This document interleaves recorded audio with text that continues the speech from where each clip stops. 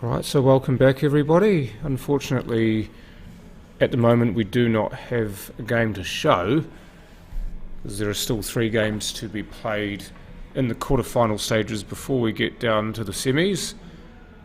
The one game that has been completed was the streamed game, as per usual, which was Warren Wairepo beating Jim Johns 4 frames to 1.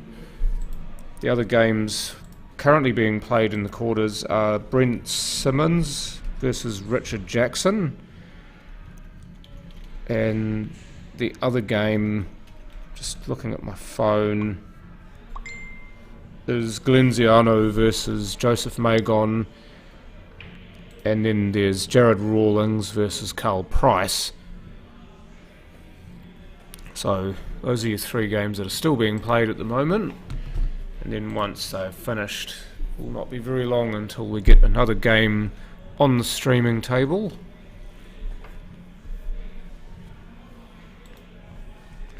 One of the biggest surprises to many people so far in this event is that Chris Geary, who many would have thought would be a lock A to qualify and B to do well in this tournament, has been knocked out at the last 16 in the trophy event. He won 3 games in a section yesterday out of 5, which is usually a pretty strong indicator that you'll qualify in the way that this is scored, but he did not. Just had one of those sections where 3 wins wasn't enough without some frames behind him. That also happened to Barry Henderson, who was actually the number 1 qualifier, if you can call it that, for the trophy. I also believe, just off the top of my head, guy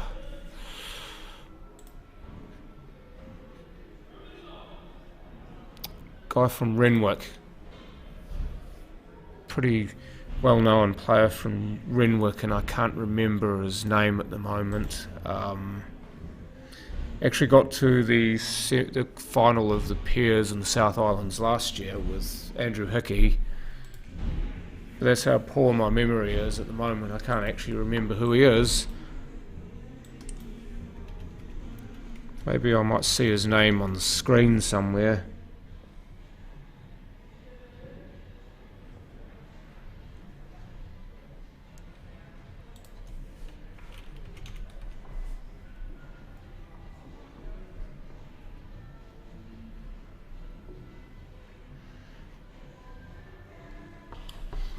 No, it's Greg Hammond, thank you very much. Who beat Scary Gary? Let me have a look, because I did see the result. Carl Price, Mr. Southwest, was the person who dispatched Chris Gary. I believe Barry Henderson is also out.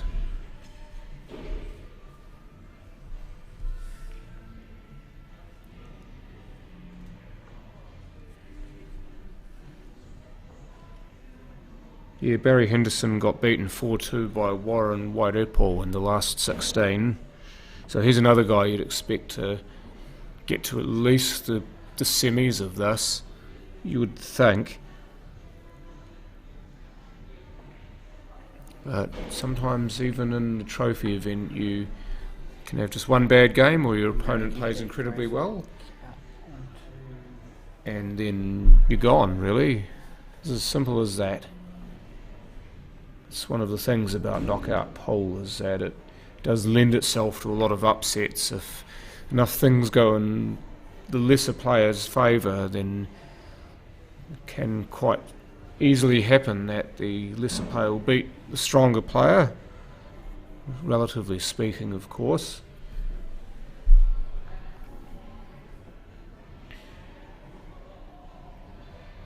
Oh, okay. Yeah, to be quite fair, just looking at the way he played in the pairs, he I thought he played really well in the pairs. He played with Dennis McCarthy. I believe they got to the quarterfinal of the pairs of the championship event. So, yeah, I don't really think he should have been in the plate, but again, he must have had a bad day yesterday, or he just had one of those sections where 3 wins wasn't enough. Happens to everyone, doesn't it, Greg? That you might, and even when you're playing well too, you might be otherwise playing well or feel like you're playing well, and then there's just one day where it doesn't come together, and you're playing 5 games, and again, it's the small things that go against you, and quite often you're playing somebody who's not too far off you, and something small goes against you, then it could be enough to see you on the losing side. So obviously you've got tomorrow with the championship event, and probably expect, to be fair, that you'll see quite a few upsets out the gate. I mean, you've got so many games. First of all, you've got games to lead into the 128 because you've got 150 qualifiers. So the players who just scraped in, the spots from 107 through to 150, they all have to play off to contract 44 into 22, so you can fit those 22 in to make a full 128. Just looking at the team here. The team will go up on the screen, by which I mean the North versus South game, which is later on this evening. The teams have been decided on, so those will go on the screen very soon, and that will be your entertainment for the evening right now. In fact, right now, there you go, there's your team for the North versus South game.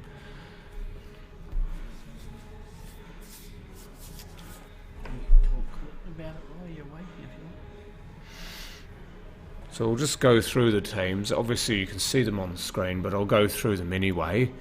For the North, who are the current champions, having beaten the South last year in Mount Maunganui.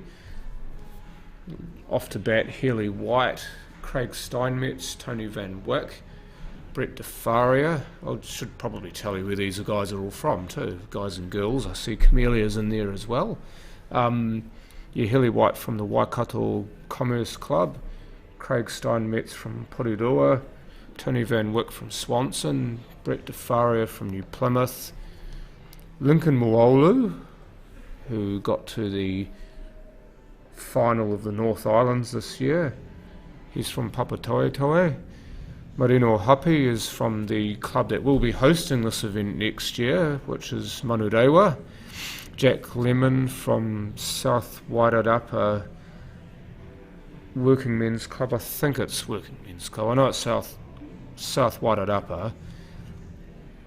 Nick Hinger from, I believe he's from Wanganui, but I'm not sure if that's the name the club's going by. Camellia Cook from Waikato Commerce Club, and Daniel Wilkinson from Tokoroa.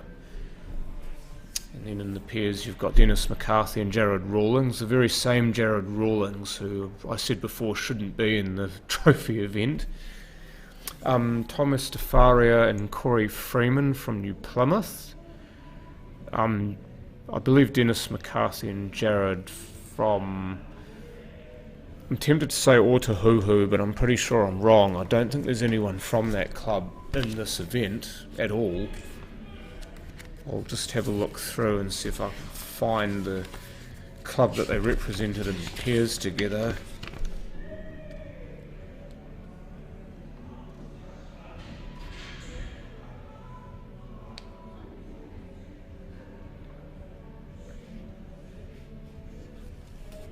Just bear with me, folks.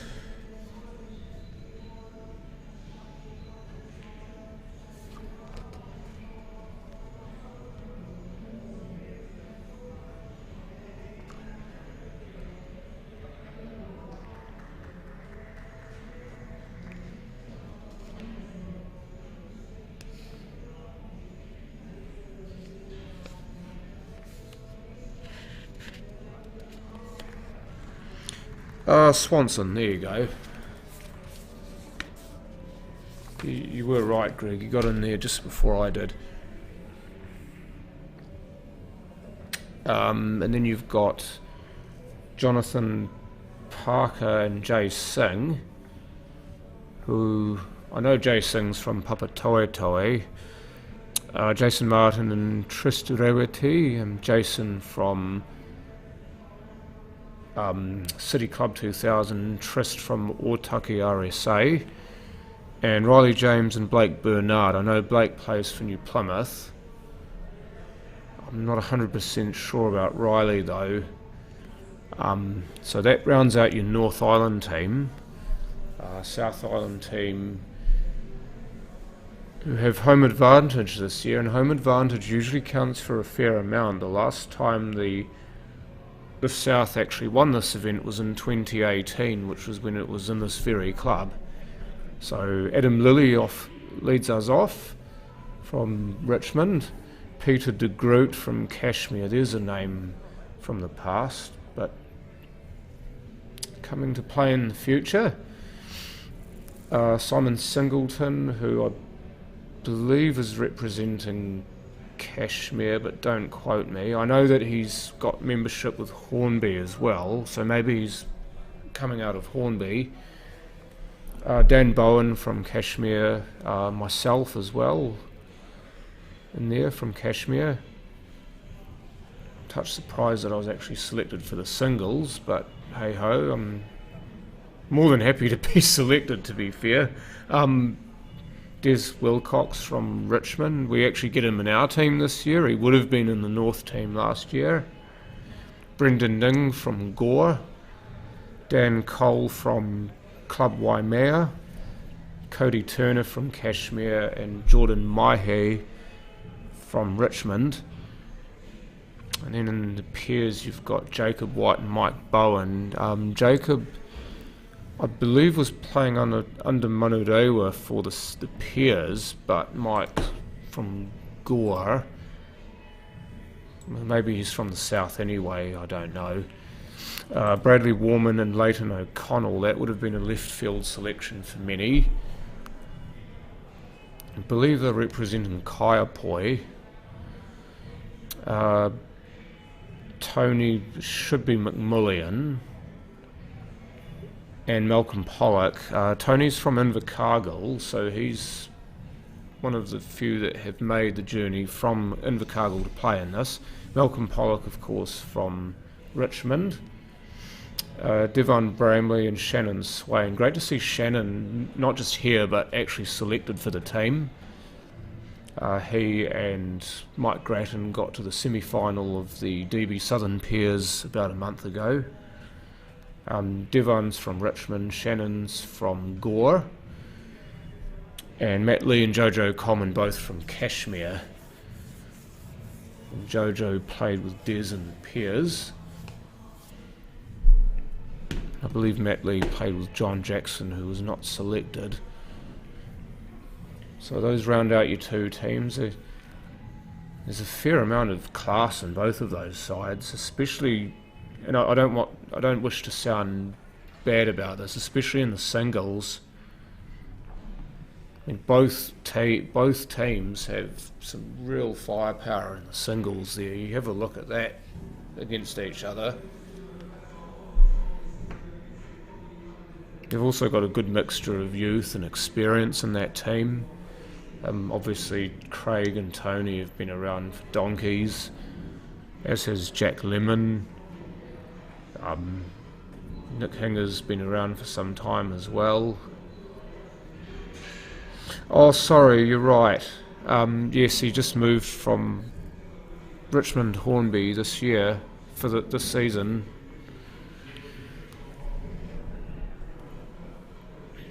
Then you've obviously got the younger players such as Healy, Lincoln, Camellia and Daniel. Just looking at this North team here while I say this. Then obviously Blake Bernard being a junior. So you're looking for juniors in your side. You've got one in each team. Got Blake for the North and Leighton O'Connell for the South. So I believe that one of the stipulations for each team is that they must contain at least one junior. But it's pretty obvious for the selection for the North, isn't it? I mean, Blake's a pretty good candidate for any side. Leighton O'Connell getting himself into the South team, he's good up-and-comer actually. To be honest, I'm a wee bit surprised Bryson McKenzie wasn't selected, but hey-ho. I mean, Leighton's been improving so much over the last year or so good on him. And also I believe you had to have at least one female player in your team, and the North definitely have one with Camellia Cook, and then Jojo Coleman in the pairs for the South.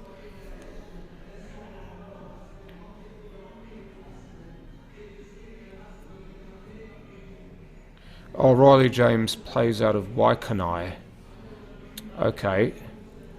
So, yeah, I knew where Blake was from, but I couldn't remember where Riley was from, because sometimes with these particular teams you end up getting a sort of mishmash with the pairs. You get the pairs who didn't play with each other in the tournament, and they've been basically paired together for the teams event. And Thomas and Corey, if you're looking at that, they'll have a lot of experience playing with and against each other because they're both from the same club. And Dennis and Jared played together in the pairs. None of our peers in the South actually played together in the event. Obviously you couldn't have Jordan and Healy together because they're both from different islands, and it wouldn't be fair. So they've done the right thing in splitting them up and putting them in the singles in their respective island.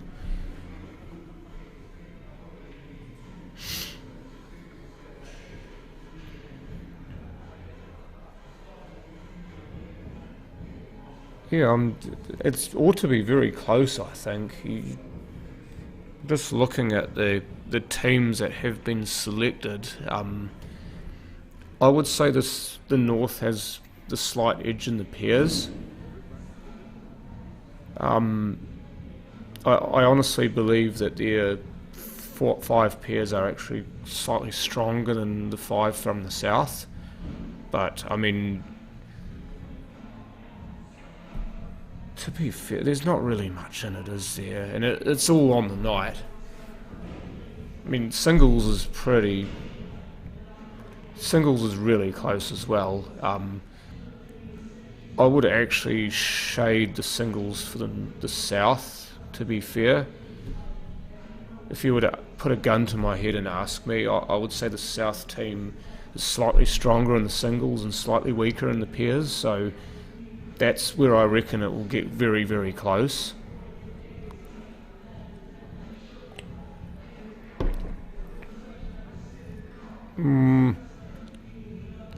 Well, could have been, but I don't know if I don't think the selectors saw it that way, unfortunately, Greg. I'm not the person to convince, I'm afraid.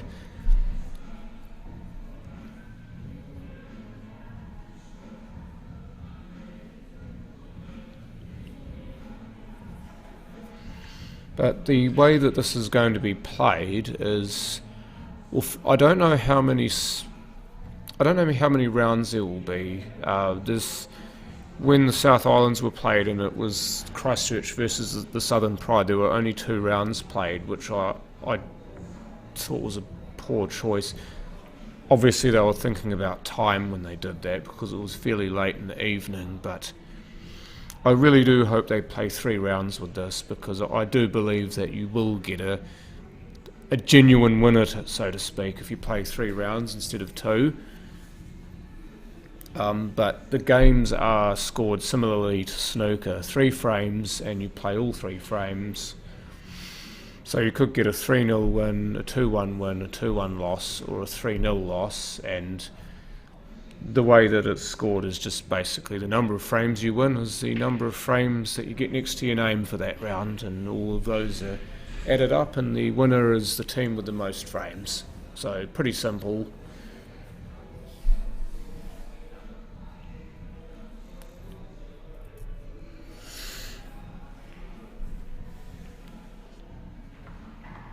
Oh, Riley's a... Okay, I'm sorry about that, Q Sports NZ. I don't know a hell of a lot about him, to be fair. His name did ring a bell, but it didn't ring hard enough to convince me that he was a junior.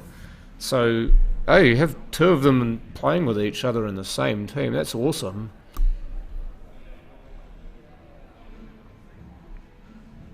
So, yeah, I mean, it's going to be a great experience for, well, Riley in particular, because I know Blake's been on the big stage quite a few times.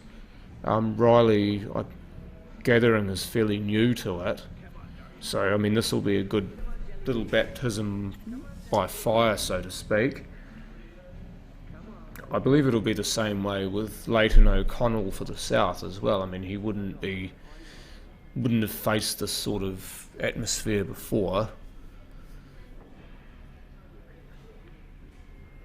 Most of these players, to be fair, have played in either played in this before, or they've been exposed to a similar level of pressure as they will get when they do play in this. I mean, I say pressure, this is meant to be a fun game, but I mean, both islands are pretty parochial. They'll both want to knock each other's heads off, but at the end of the day, then everyone laughs, smiles, jokes, and usually have alcoholic beverages before, during, and after. So the competition is on the table only, everything else is friendly.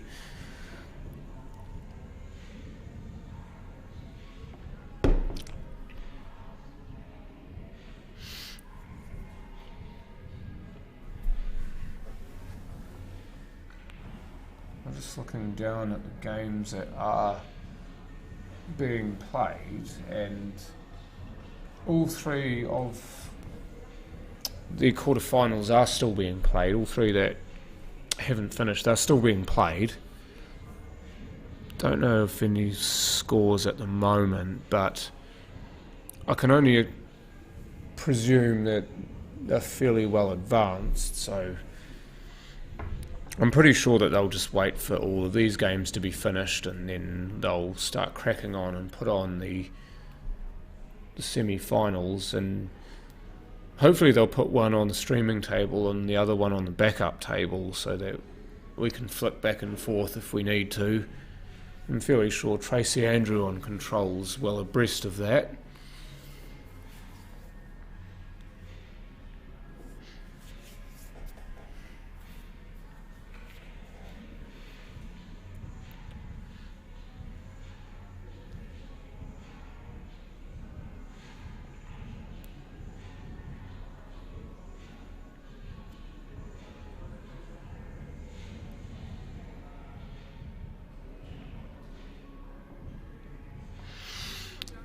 Yeah, what I might actually do here, I mean, I've said all I really need to about this.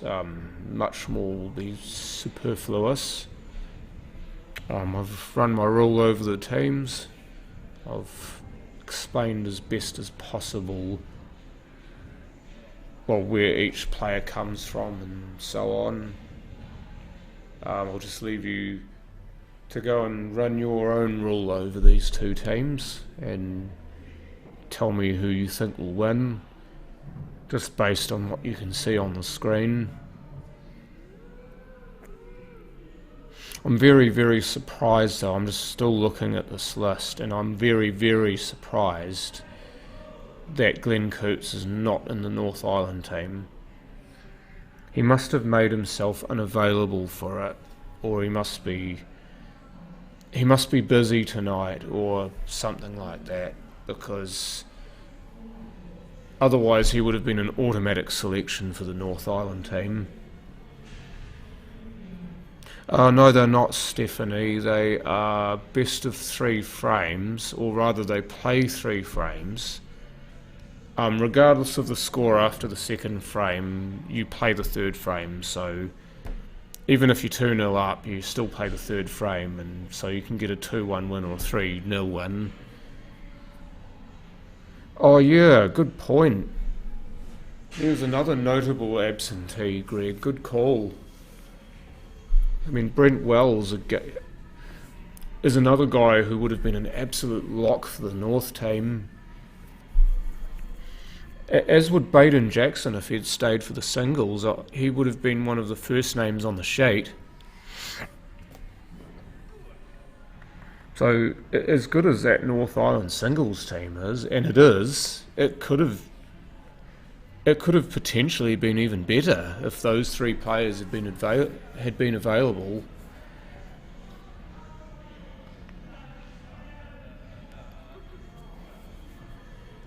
I'm just looking at this team for the South Island, and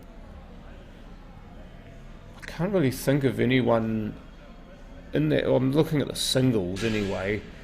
I can't really think of anyone off the top of my head who would be an absolute lock for that South Island singles team who hasn't been picked or hasn't made themselves available. I know that there would have been quite a few headaches amongst the committee when they were selecting that side, because they would have had something like 15 names for the singles, if not more, and then you go and whittle it down to 10 amidst much discussion. Must be. For as long as I've been playing in this event, it must be TGD 345. You're actually giving me more players who otherwise should be in the team who aren't. But I mean, Gary didn't even qualify for the singles, which might have prompted the North team committee to not select him.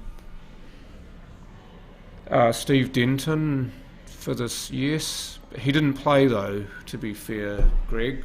He didn't actually play in this event, so you can't really select him if he didn't play. I mean, I should probably make it clear that I'm talking about players who did play in this event, be it the pairs or the singles or just one, and whom otherwise would have been chosen, but for some reason they're not in the team. But yeah, I mean, you're giving me some good names out of it. So if you people have got any more names of players who you reckon should be in that side who aren't, either side who aren't, he's in the singles, is he? Probably missed him. Yeah, sorry, Greg, you did right. He's in section 5. So yeah, okay, I'll give you that one. Steve Denton, for mine would have otherwise been in that singles team, definitely. I suppose the question is, who does he replace? Pretty hard to tell, really. I mean,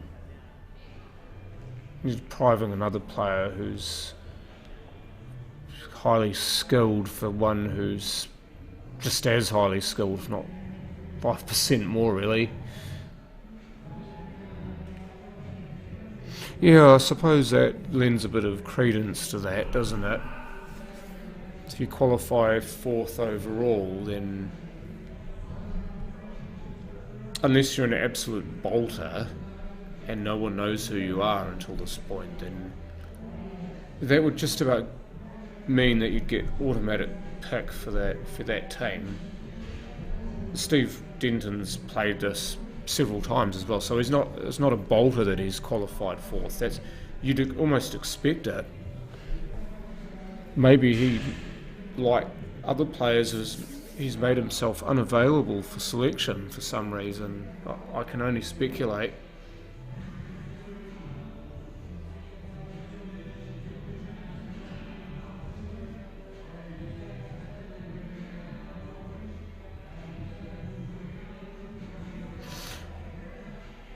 Oh, I'm just looking at. There's another name that's screaming out at me that should be in the North Island team, and that's Phil Wilkinson. Probably the same as many of the other players who you'd expect to be in that, either of those two teams, and isn't. He's probably made himself unavailable. So I'm not going to judge people if they decide they don't want to play in this. Could very well just be that they're wanting to give an up-and-comer a chance. So definitely find that in the pairs. You look at the pairs and you're thinking, well, with some of those players you wouldn't expect them to be there otherwise, but they've obviously caught the eyes of the selectors. The selectors have seen fit to include them in the team.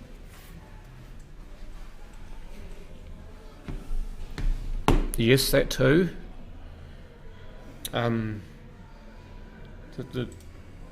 Kerry Wirtz, I mean, he again, he'd almost be one of the first names on your list for the South anyway. But I'm guessing again he's said, sorry guys, I don't want to play in this, or he's doing something else. It's a bit of a shame, really, because I mean we would have loved to have seen him play, not just from my perspective obviously. Yeah, there's another name that kind of rings as well.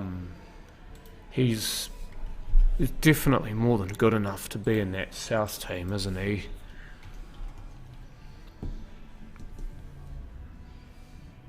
So I'm not sure what's gone on there, whether was just not selected or whether he again said that I don't really want to play.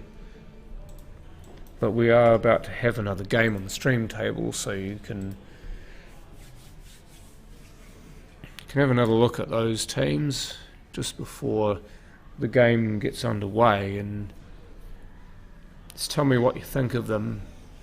It's good that we're actually getting a lot of suggestions and a bit of discussion about this, because these are the two teams that will be representing your islands. Yes, I said this is more of a fun game than anything, but it is serious business to a large extent. To remind you about how parochial these two islands are and how much they want to beat each other's socks off, so...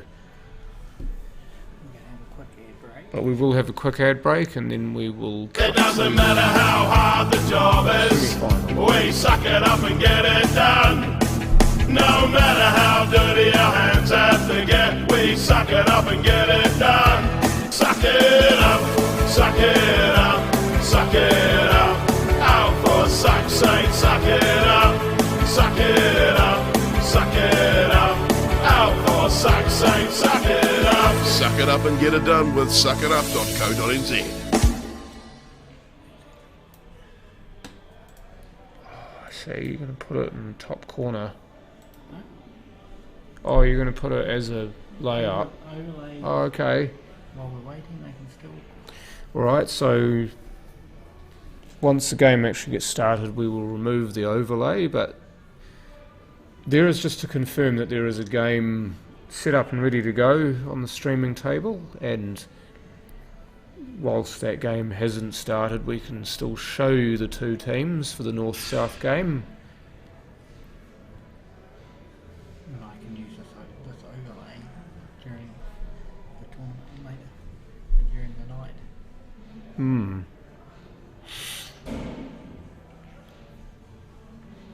Yeah, I'm going to go out on a stretch also, stretch out on a limb for mellaphorism, and say that I'm a bit surprised that Gina Grimwood hasn't been selected for the South, and have her play with Dan Cole. That would have been a good, powerful pairing for the South team. I mean, Daniel Cole's been selected for the singles, yes, and fair enough. But I do wonder what if the selectors had decided to have him and Gina play together, because he and Gina played together in the pairs in this tournament and also the South Islands this year. And they do make a very good pairing, so... But that's their job, not mine. So there will be a gap between the final and obviously the North vs South, because it's still going to be the Kolkata. Oh, yep. Oh, so Paul's just reminded me of something good to remind you all of.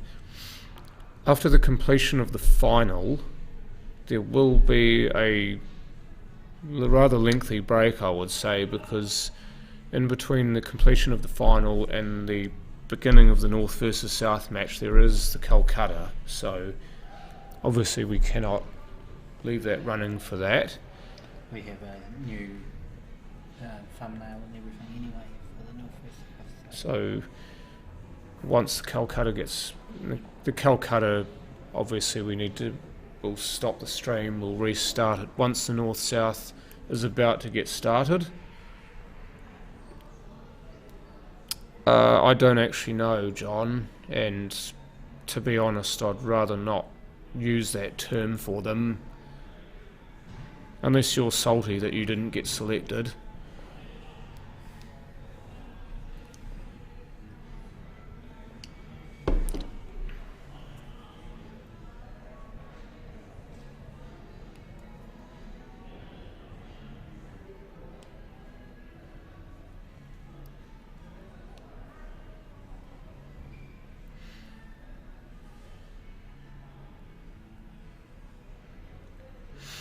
To be fair, though, in saying that, John, I don't think I'd really want that job. It would have been such a difficult job to select both teams,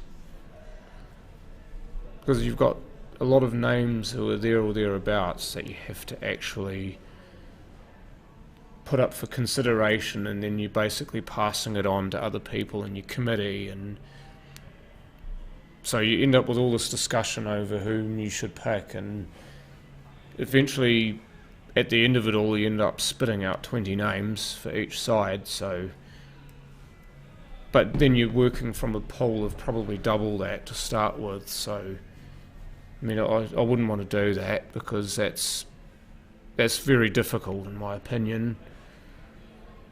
Who's in the other semi? My partner for the Cashmere mixed Scotch pairs, which is in 2 weeks' time. That would be... let me have a look. Actually, I'm not sure. Maybe we may still be going, but I don't know. I'm just looking around the room. I can see down onto the room from here. One of the quarters is still being played.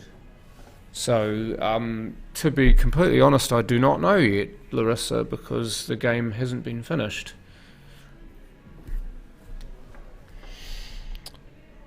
But I can tell you that Glenn Ziano beat Joseph Magon, because that was the quarterfinal. So Glenn, as you can see, is slated to appear in the semi-final. Jared Rawlings versus Carl Price. So obviously Carl has won that game. So that's how you've got this semi-final being possible. Warren Wairepo beat Jim Johns. So Warren's through in the other semi-final, but he's obviously waiting for the winner of the game between Brent Simmons and Richard Jackson. So that will indirectly answer your question. Be Warren Wairepo versus the winner of Brent Simmons and Richard Jackson.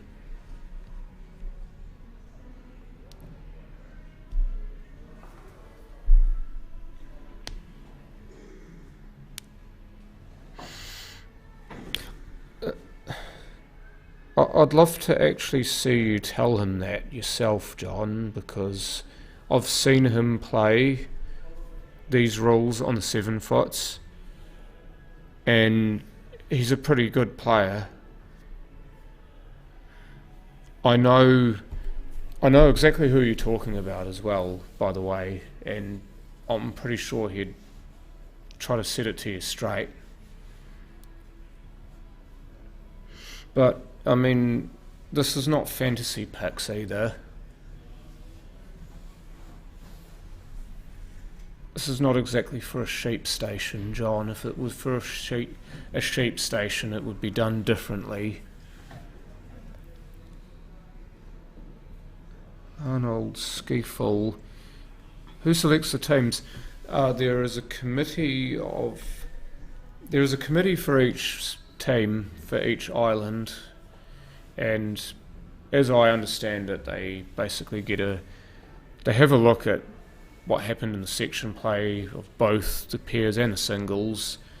They discount players who have made themselves unavailable for selection, and then they go on basically a little bit of prior form and who they are, but they go more on how they did in this tournament. So if you've got a guy or a girl who is kind of a middling sort of player, but who has had a really good tournament up to this point, then they may very well get selected for either the singles or the pairs. Whereas if you've got a person who's pretty much an automatic selection, who has had a bad tournament, then it's much of a muchness as to whether they actually get selected or not, because the selectors may decide that they haven't done well enough to warrant selection in this particular event. So they might go with the player who otherwise would have middling results, but who has thus far had a very good tournament.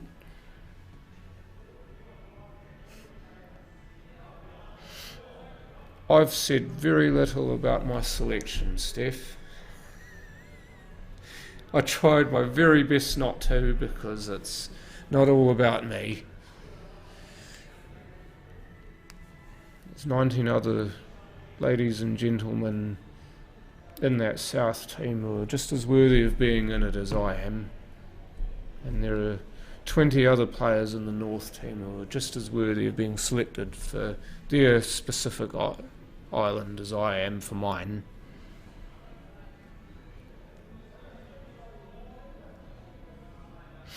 Yeah, I mean, I did say that too, Steph. To be fair, I was a little bit surprised that I got selected for the singles and not the pairs. Either way, I would have been chuffed. But yeah, the selectors have obviously decided to mix it up and stick me in the singles this year, so happy days.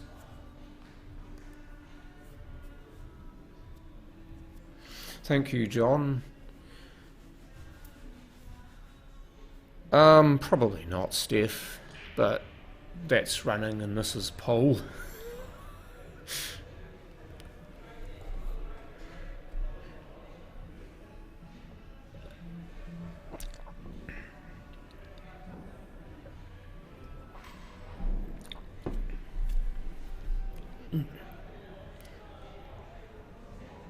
But yeah, I mean, I have to say, a massive congratulations to each and every person who has gained selection for their respective island, all 40 of them.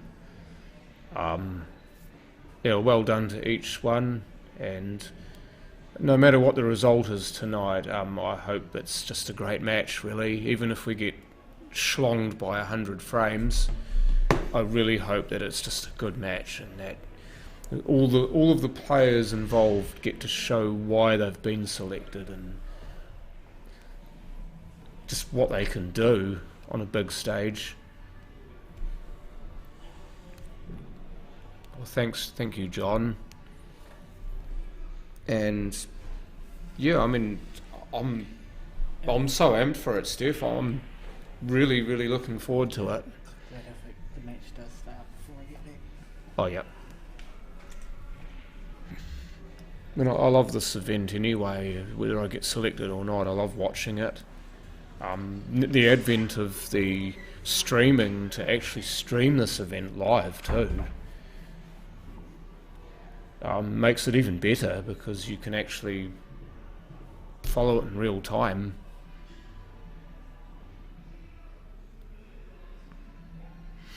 Well, I mean, yeah, Greg, a lot of those have been in pairs tournaments, but I feel just playing in general, I've felt like, especially in tournament play, I've had the best year I've ever had. I mean, I did make a singles final as well. That was the Asahi Open singles, that was the one I lost to Johnny Mattingly 4-2. I mean, there's a guy, it would have been cool if he were here playing in this. It just would have been mean. Des is wondering if it's dress code. Yes, it is, Chrissy. Dress yourself to the nines, Des. I'm not currently in dress code, but I have brought my dress trousers, my shirt that I want to wear, and my dress shoes with me, so I will get changed at some point.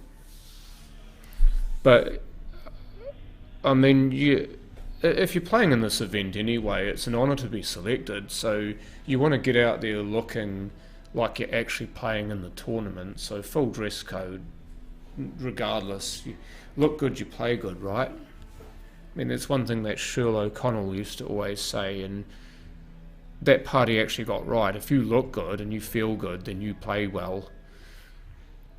Ange Quinn, sorry, I did see your comment. There's a whole bunch of other ones as well at the same time.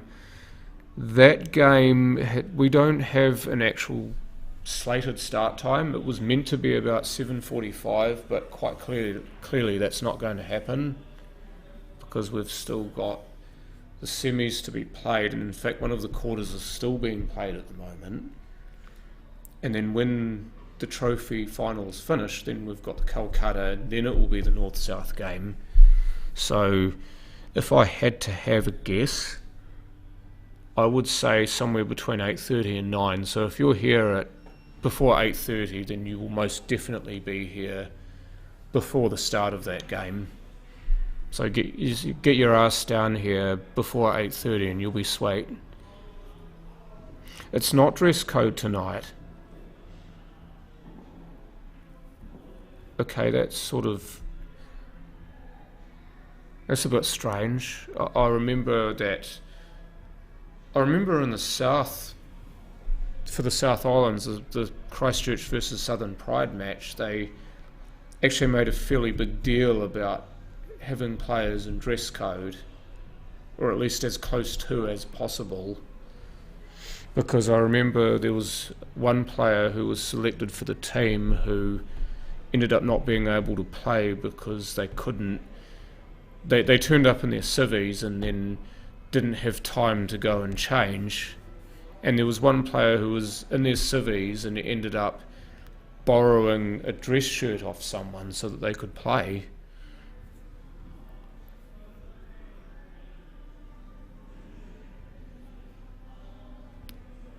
So I don't... Maybe they've just decided, well, you've been selected for the team. I mean, that's good enough for me. You don't have to turn up wearing your full dress code. As long as you look okay, then you're fine. I know you'll be here though, Ange. It's just what time you'll be here, and I'm pretty sure you'll be here bright and early. Well, considering. Just might even be able to drag Sarah with you.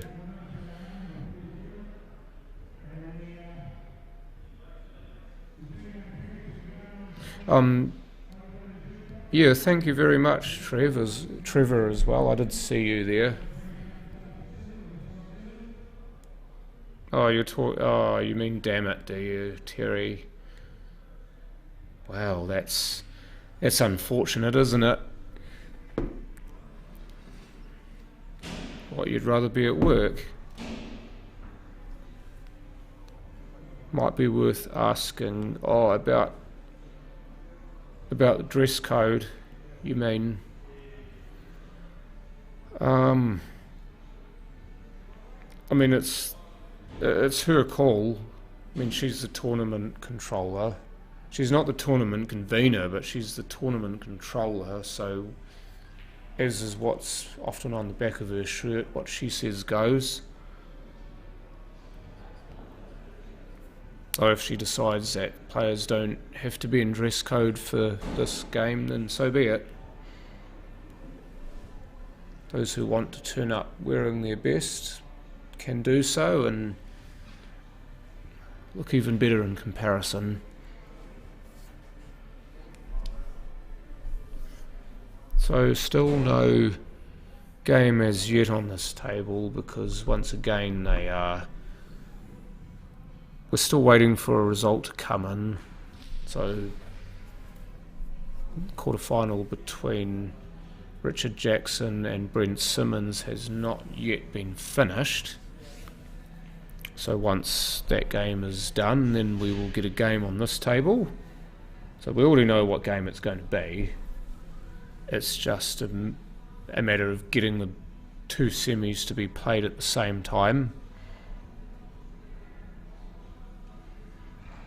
8:30 start now.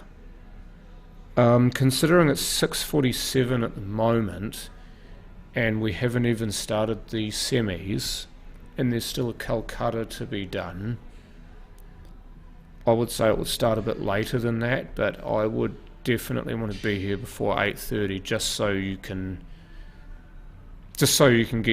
have a warm up if you want to, or what have you. Because I know from my experience I'm not a betting person, so I probably won't be interested in the Kolkata. Yeah, shoot me now if it's blasphemy, I don't care. I think it's great, to be honest, that there's a Kolkata being run in this, but it's just not for me. That's just my personal opinion. But yeah, if you're here at 8:30, you will most definitely be here early for the North-South game. But I'm a chronic overthinker, so I'd probably be here earlier than that, just to be sure. It sounds like there might have been a result in that match.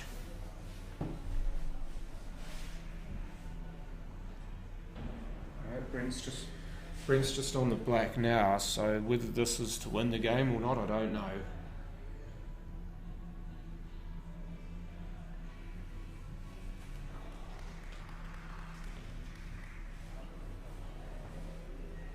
I don't have a handshake just yet, so I don't think this game has been finished.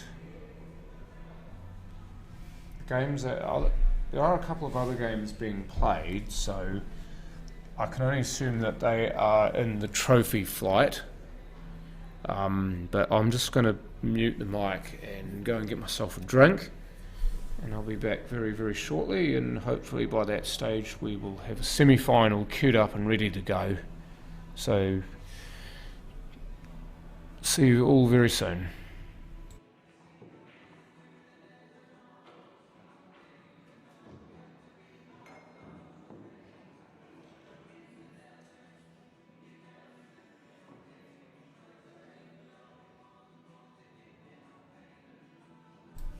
Just got a score update from Paul Chivers, who's down at ground level.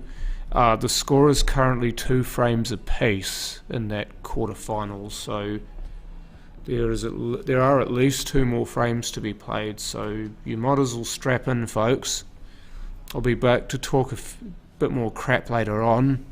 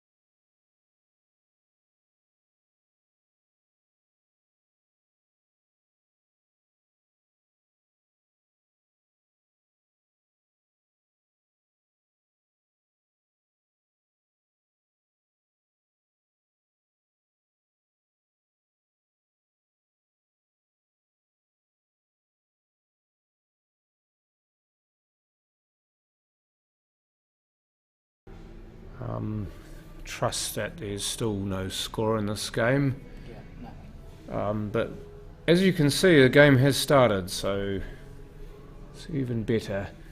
They decided not to play the two semis at the same time, because as I mentioned before, there's still a quarter-final being played.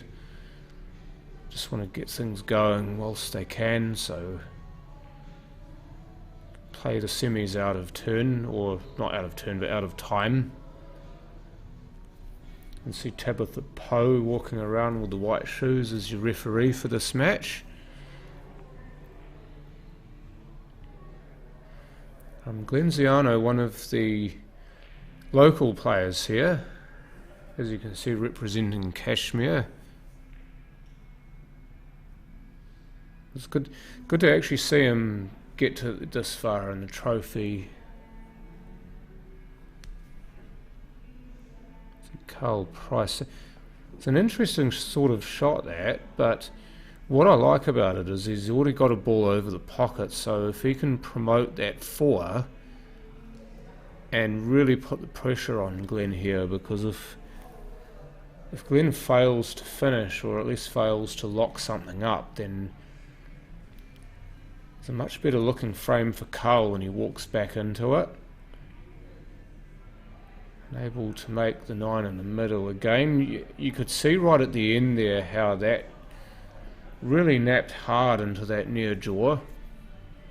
And if you've seen any of these streaming games, you'll know that this table has a penchant for that nap into the middle pockets. Oh, awesome, Greg. Thank you very much. Just talking about the Asahi Open pairs there, and Greg and I playing with each other again in that. So I've put our entry in, and Greg's just confirmed our accommodations, so sweet as. No dice for Carl on the 4. Had to play it with something because the black wasn't on in the middle, so he had to at least stop it so that he had a chance of a cut. So Glenn's got a little bit of time here with where the 4's wound up. So the 4 at the moment won't double into that, or you wouldn't think it would pass the 9 for the double into the middle pocket. It may well do, but anyway, where it is compared to where the black is, you wouldn't expect that to be a very easy shot to A, make the ball, and B, get on the black. So I think he's got a little bit of license here to just attack this frame, because there's quite a lot of good things about this if you're on overs. And I mean, he could have done a little bit more for position there, but he takes this ball, whether he decides to double it, which would probably be my pick for the shot. If you can double it at reasonably slow pace and still be on for the 10, then that for me would be the shot.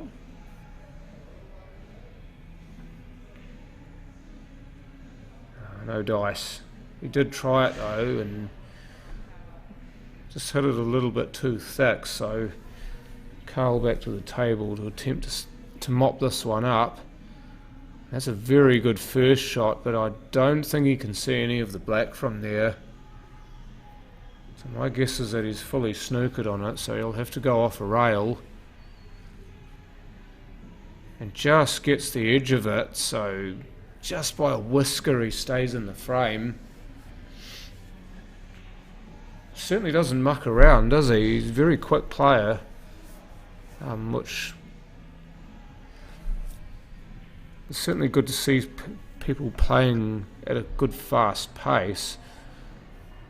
Whether that actually suits him or not, or whether it will help him or not, is yet to be seen. Just overcut that, and what's worse is the fact that it should be a free ball. Maybe a little bit fortunate that it is a free ball, because had that pulled up shorter of that, it would have been a relatively easy shot on the black. So Carl can nominate the 14 as a free ball here, just in case he knocks it in. But the way he played it, it was never going to be an issue.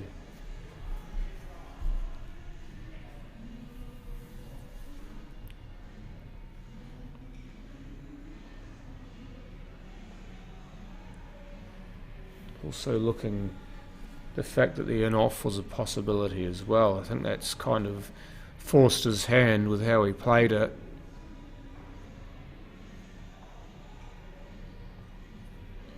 But where this 14 is, whether it's on the rail or just off, is quite a big difference.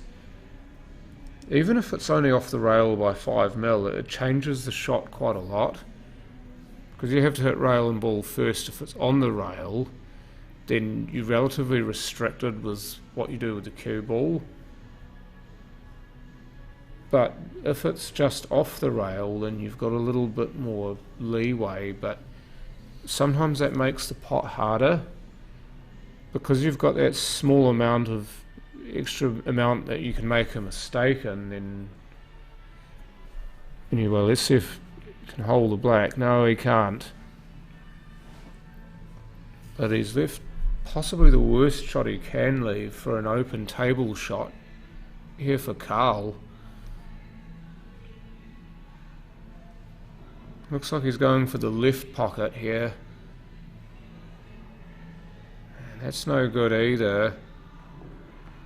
And this is not an easy shot he's given back to Glenn here. It's a similar looking shot to the one he had himself, except obviously the two balls are a lot closer together. But Glenn's also looking for that top left corner pocket here.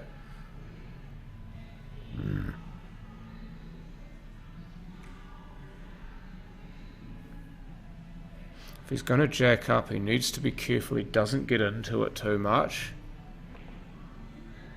Oh jeez, that did everything but drop. He hit that like an absolute tracer bullet, and he cued it so well, but at that pace you only ever need to miss it by a mil or so and it won't drop. And Carl Price says thank you very much. So he wins the first frame in the semi-final.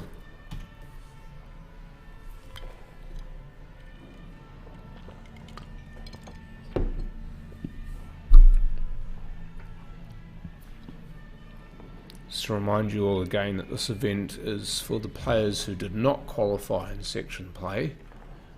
There's 6 sections, 50 sections, so there's a record there, and 6 players to a section for a total of 300 singles players. The top 3 points getters in each section qualified for the championship event, and the bottom 3 all went into the trophy. So this is for those who did not qualify for the championship event.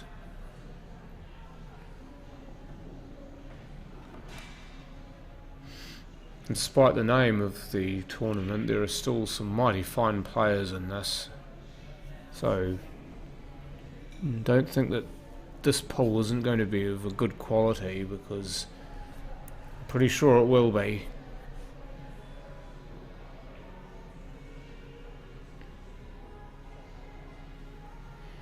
So successful on the break there for Carl. Swanson Club in West Auckland. That's where he's playing out of.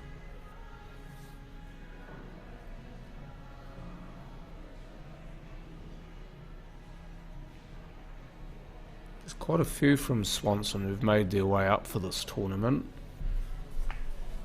In fact, if I have a look at the book just after he plays this shot, and still an open table.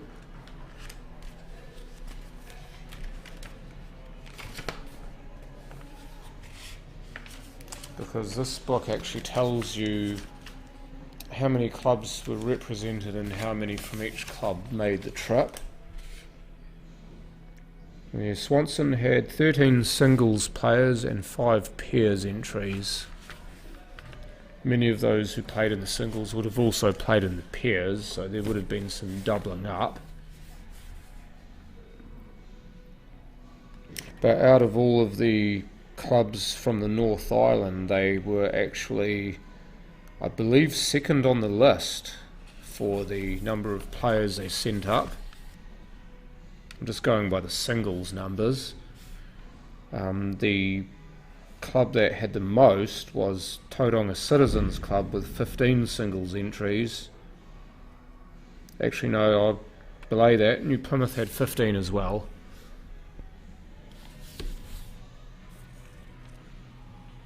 So overs are for Greg here.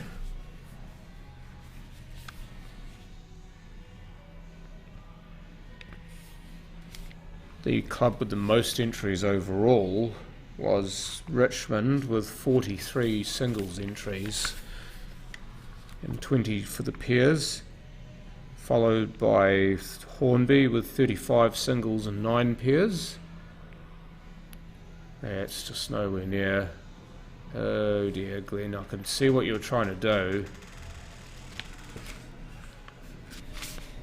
There's nothing wrong with the shot that he was playing, there's just everything wrong with how he played it. It's the ghost wrong. And the club with the third most entries overall was Cashmere with 32 singles, 21 pairs. So there were other clubs that sent double figures in terms of singles entries. There were 40 clubs overall that were represented in this particular field. Southernmost is Invercargill, and the northernmost, I believe, was Bays Club. Oh, yeah. You can change it,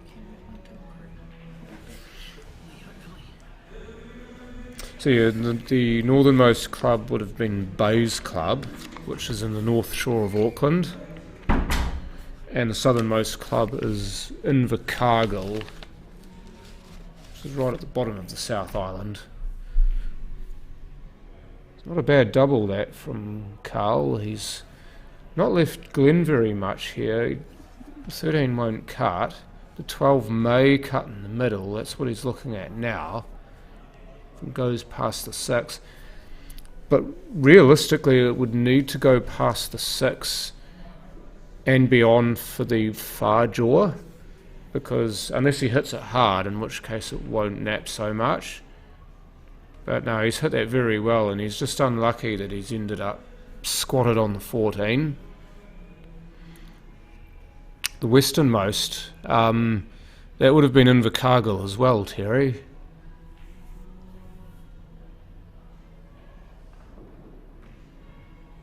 Oh, that's a bad place to put it. Again, you got to give him props for the shot that he was trying to play, because he didn't want to play the 13 because that was fine where it was. There's a chance there to promote that 14, and he took the shot on, but again the executions let him down.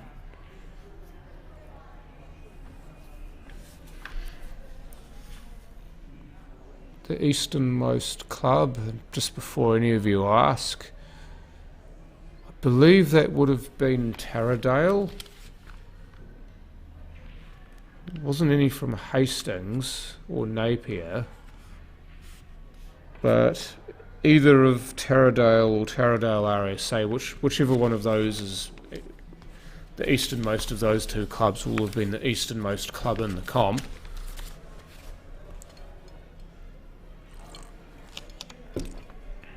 No.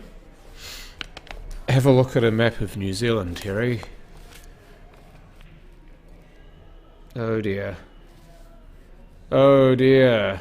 Maybe a bit of luck there with that 3 going there. But if this cue ball is married to the 8 and he can't see the 3 either, then Glenn's just asked him to play again, and in fact he might be getting a referee for something here. I don't know why. Maybe just to ask to watch the shot. So my pick is that Carl can't even see the 3, so Glenn's completely right to ask him to play again, because I mean he's got no shot whatsoever.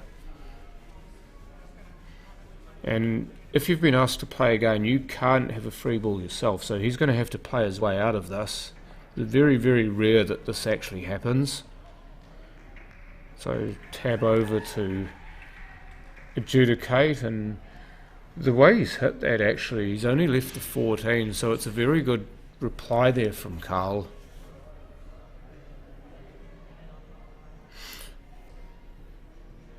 Tatum Manning, who represents Swanson, is clearly gunning for Carl. I'm playing your big boy first up, Tatum, in the North versus South game as well. I'm pretty sure you'll be going for Lincoln in that game. I wouldn't begrudge you if you did.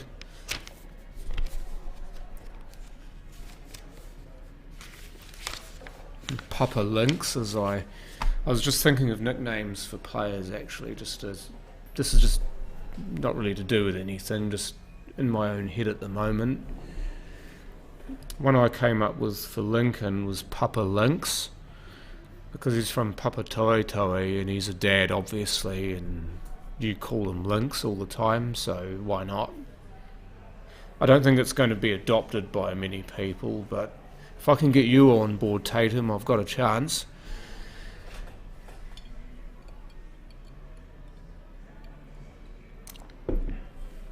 Yeah, I'm looking forward to playing him. I don't think I've ever played him in a tournament, Tatum, so I'm amped for it. Mumble bub.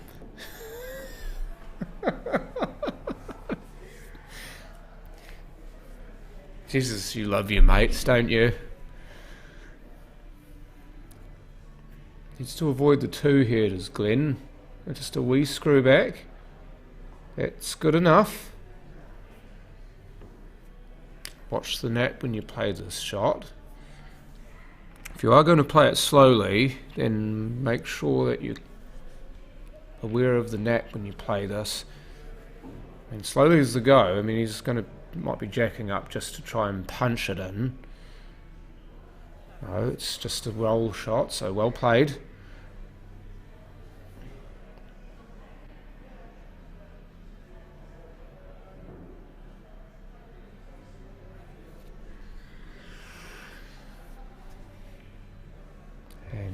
Duly goes the black, so Glenn rests a frame back. So we're all square at 1 at the moment.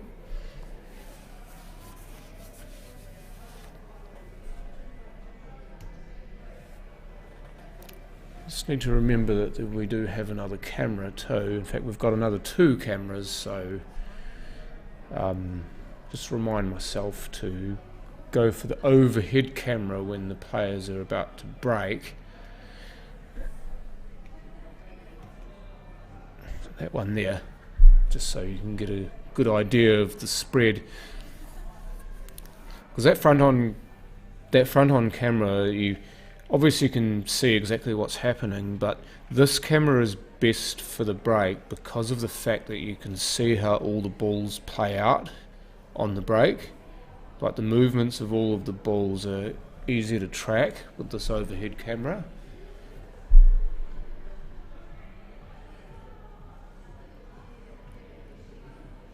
Oh, now you made me more interested, Tatum. What was it that you just wrote?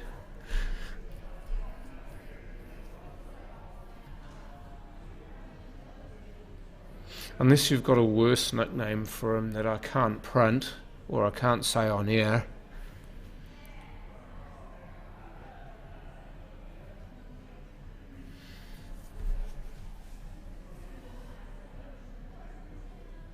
So neither player using a shark rack, so you're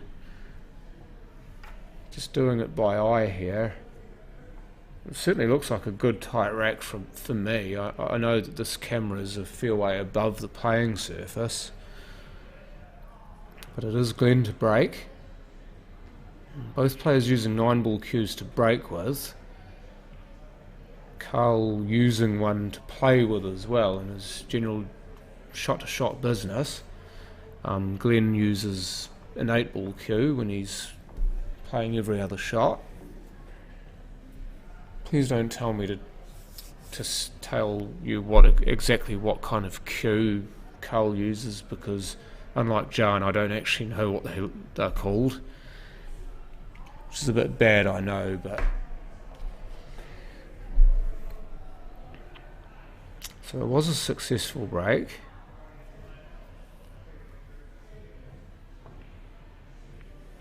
Nails the first one. Unfortunately, he's pushed the 10 safe, but maybe it's not such a bad thing because the 12's already there.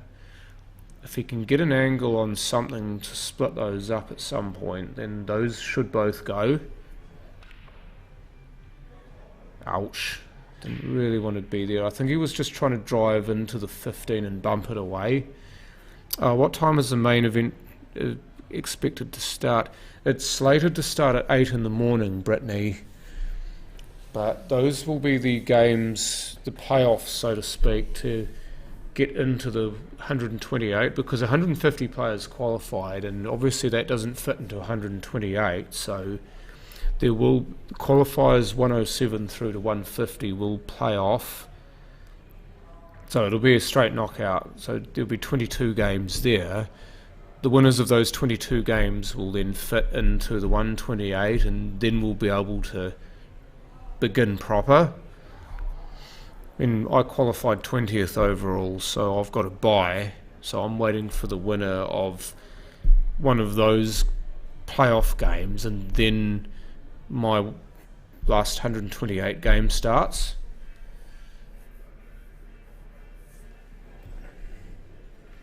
But I mean, they've got so many games to get through tomorrow, so I wouldn't be surprised if we're still here at 10 or 11 o'clock in the evening.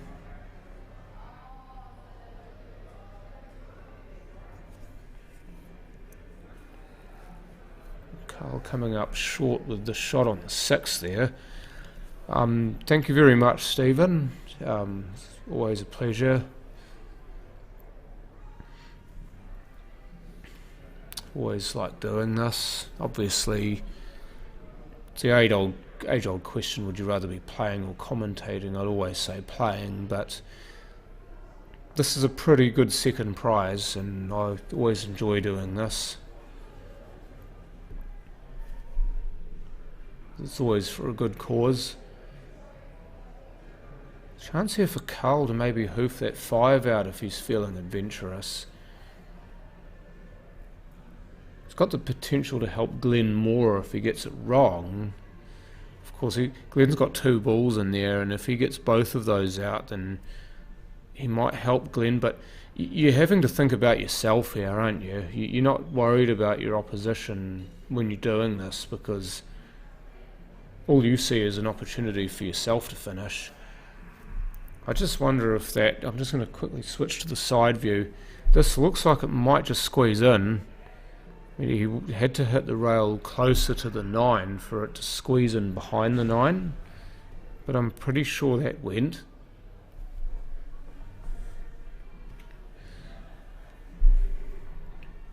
I'm just looking at the table now, and probably wouldn't be too worried about the 9 at the moment.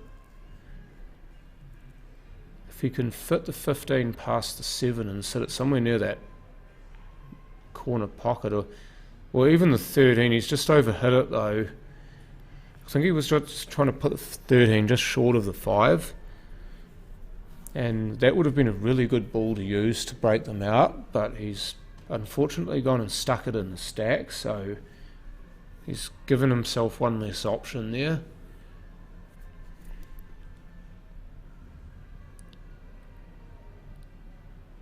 Carl's just going to stick 1 near as a bin, take one of his more difficult balls out of play. Say that and you've got balls tied up, but you break one open, then you give yourself an option just in case. Might be looking at the carom shot here off the 13. Yep, don't think he wanted it to drop though.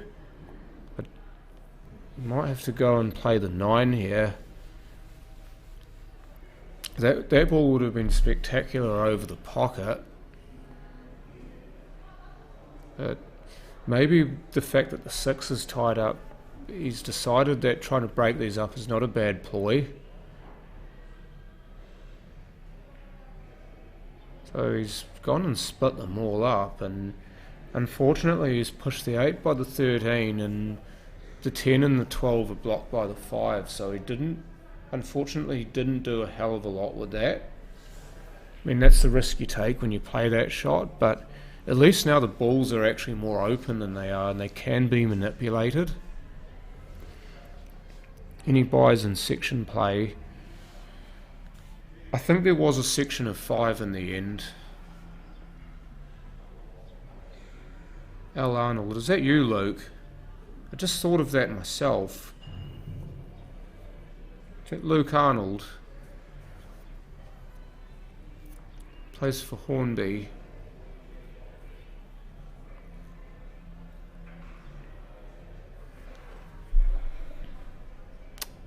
You need to get these balls out, Glenn. You really do. It looks like he's going to try to plant the 10, which is good because the 12 will come out of there at the same time. Well, again, if you'd played it correctly, he would have done. But he's gone and hit it basically dead on and left the 12 there. And the natural angle of that shot, if he'd gotten it right, was for the 12 to go somewhere near where the black spot is, or somewhere in the middle of the table and be on somewhere. But again, it's the 3rd time I think this frame, or 3rd time this game at least, where he's been onto a good shot and his execution of said shot has actually let him down, and thus he hasn't gotten the gains that he would have liked. So Carl has a free ball here, and just going to touch the 8 away.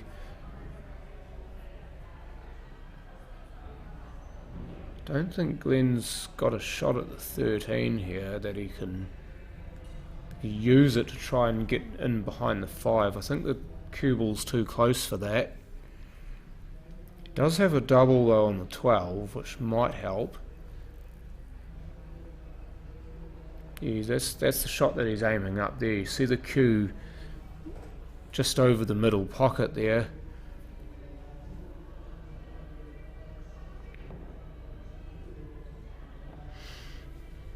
One thing I've noticed about Glenn's cueing is that he actually kind of cues into out, as in the cue doesn't actually go through straight when he's feathering, which might be something that he'd have to have looked at if he's serious about this game. You don't really want your cue to be coming through and it's not on a straight line.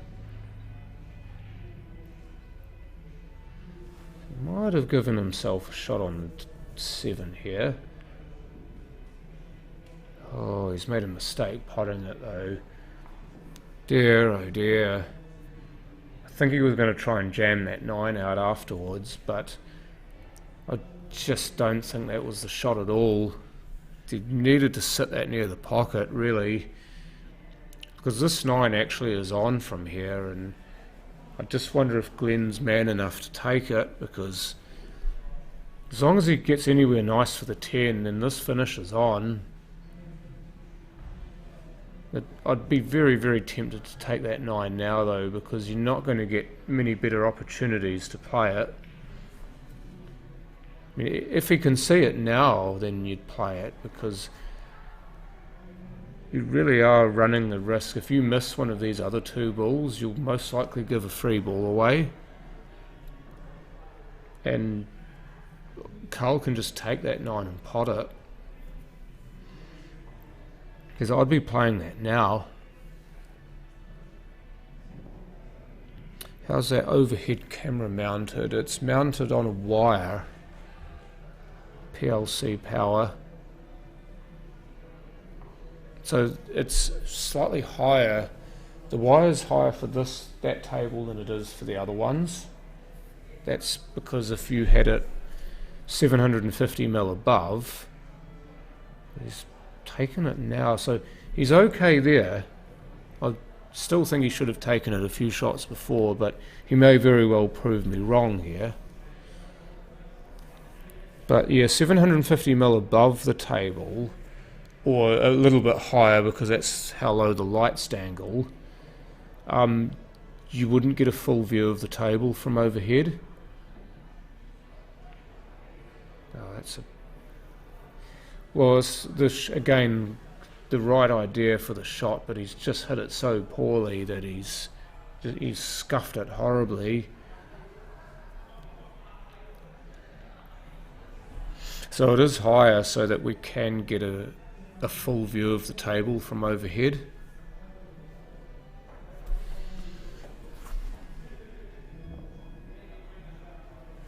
I think there's a board or something running between the 2 lights, because there are 2 lights above this streaming table instead of the 1, and I think there's a board or something that the cameras are fixed to, and the camera's in between the 2 lights.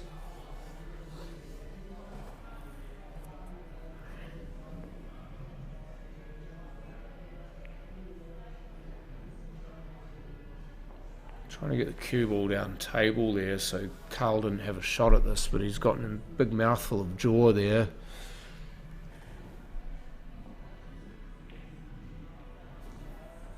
This needs to keep going. No, that'll be fine. This for the second. This is frame number 2 on the board, and yes indeed. So Carl Price retakes the lead, 2 frames to 1.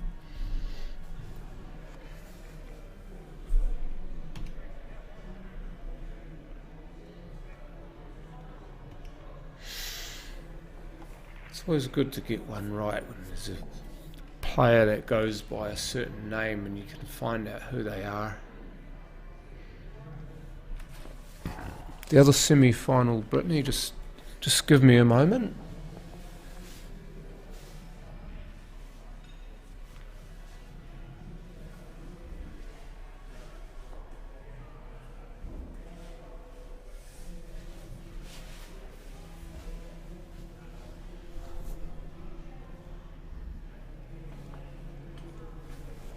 So the other semi looks to be Warren Whiteapple versus Richard Jackson. As Richard beat Brent Simmons in the the quarterfinal, that's the one we were waiting for. That's the one that was played a little bit after the others, and the decision was made to play this semi-final out of turn, so to speak, so that we could actually get something going, because we are starting to run by on time. It's 7:30 now, and you've got these two semis to play, and then you've got a final, and then the Kolkata, and then the North-South. But I do believe that the the Kolkata's being run just as this is actually being played, or will be run soon, so they're not actually going to wait for this game for the final to finish before they do it. Liam Price, obviously a relation, with a message of support for Carl.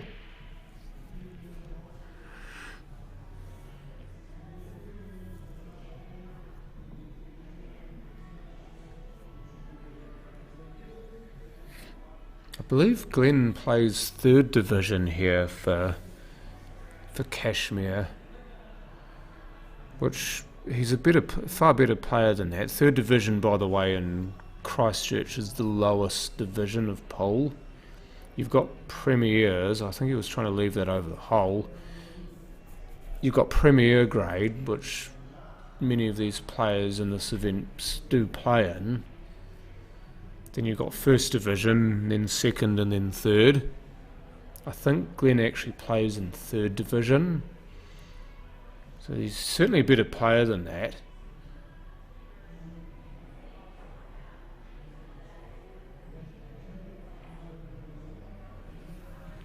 And that again is not the greatest in terms of execution on the shot. It's just let him down, and time again in this game he's had shots, he's had clear ideas of what he's been trying to do, and then when it comes to playing the shot he's been found short on many occasions.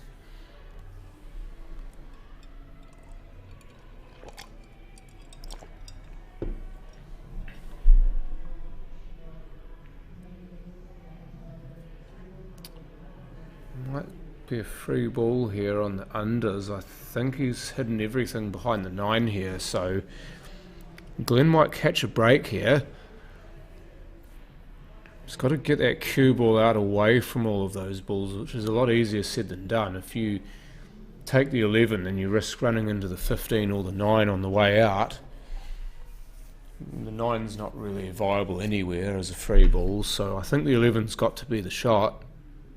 Division 2, okay, that's me told. Get out of the way. Actually, that might not be so bad.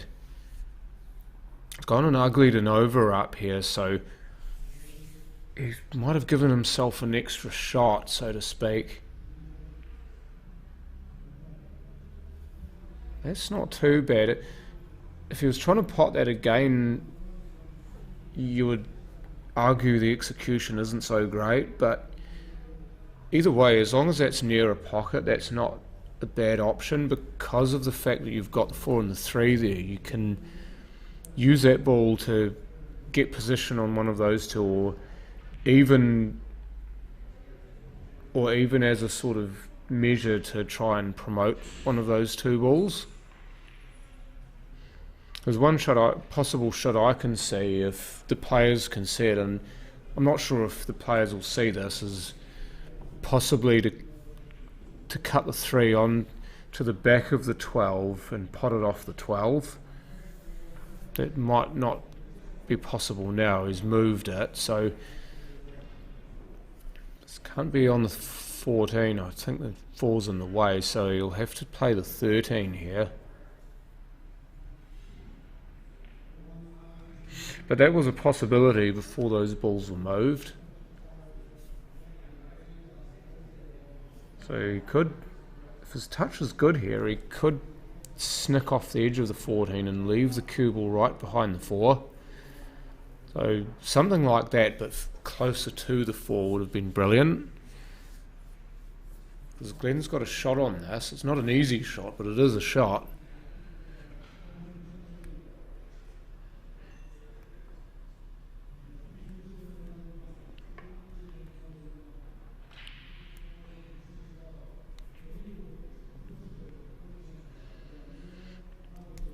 Checking up on this, I think he was playing the shot to nothing and he just didn't get down on it enough.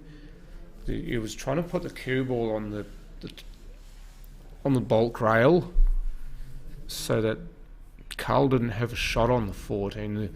The 3 blocks the 10, so it would have been the 14 he'd have to play, and he wouldn't have had a shot on that if Glenn's shot had actually worked out the way that he wanted it to. I wonder if this ball is on. If it'd gone more towards the centre of the table, this ball definitely would be on. I just wonder if he's actually able to see enough of this to cut this in. If he can't, then if he can put it in front of the 7, that would be excellent.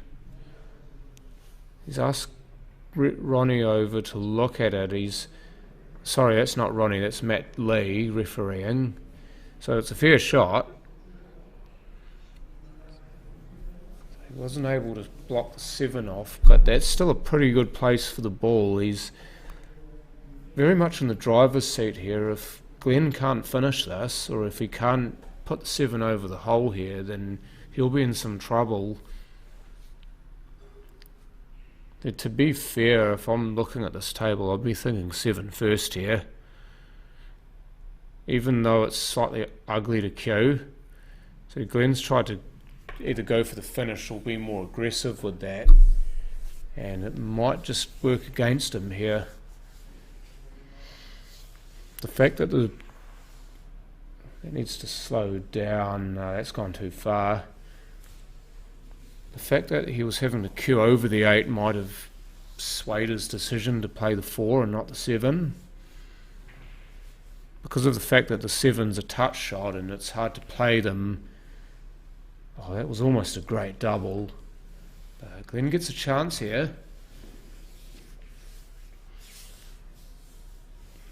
Yeah, touch shots are often more difficult to play if you're having to bridge over a ball or you're Chinese snookered.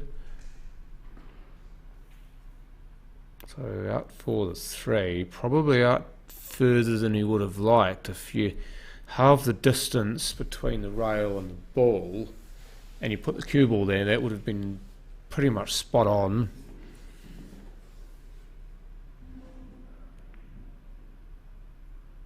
That will just drop. Boy, he needed that to go too, because look at the yummy shot on the black he would have left. And this is a natural angle too, 7 to the 2. And what's more, assuming that you land nicely on the 2, you should be good for the black too. So yeah, just stop. That's pretty good. The only possible thing with this is that position-wise is that it runs straight towards the black, and obviously that will mean a more difficult shot, but if you get this then you're definitely a chance, and he has, and you see it run almost straight towards the black, so instead of being a fairly easy shot into either corner, it's pretty much dead straight. But this is still very makeable, and Glenn's actually not too bad at these. So this will be for, once again, a share of the spoils. We'll have 2 ducks if he gets this. And he does, and that's a great shot. That's a brilliant shot. I think his opponent gave him some dap as well.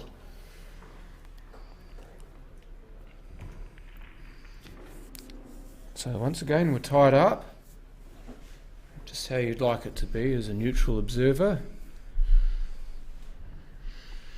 I believe we're going to have Jan up here during the North vs South. Oh, yep.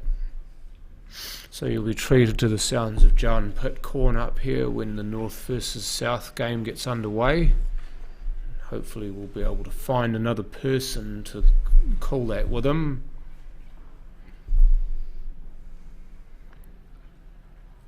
Paul's just come up here with some food and I can bloody smell that. I was thinking about getting something just before I think the kitchen closes fairly soon as well, so I might be pushing it uphill if I don't get something now. Mabel Silbury, nice to have you on. It's a local Christchurch player.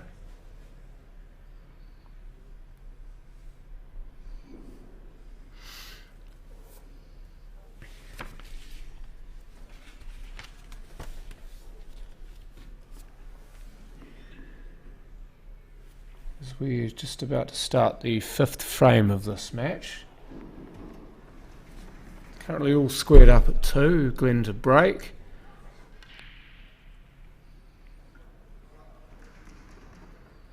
Oh, the 9 thought about it, but decided that the safety of the table was better than the uncertainty of the pocket. So, nothing off the break. Kyle immediately to the table, surveying the layout.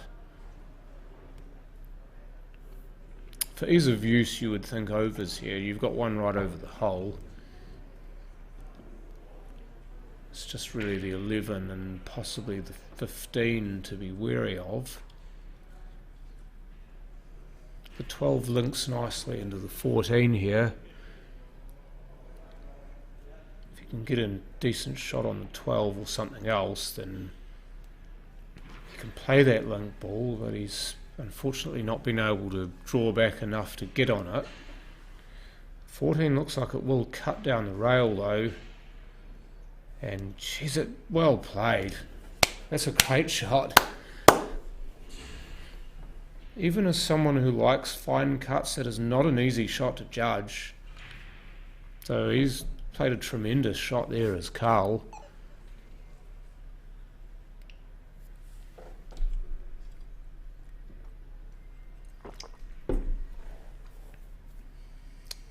And why not take the 13? Oh, he made that ball on, and he's got a bit of luck.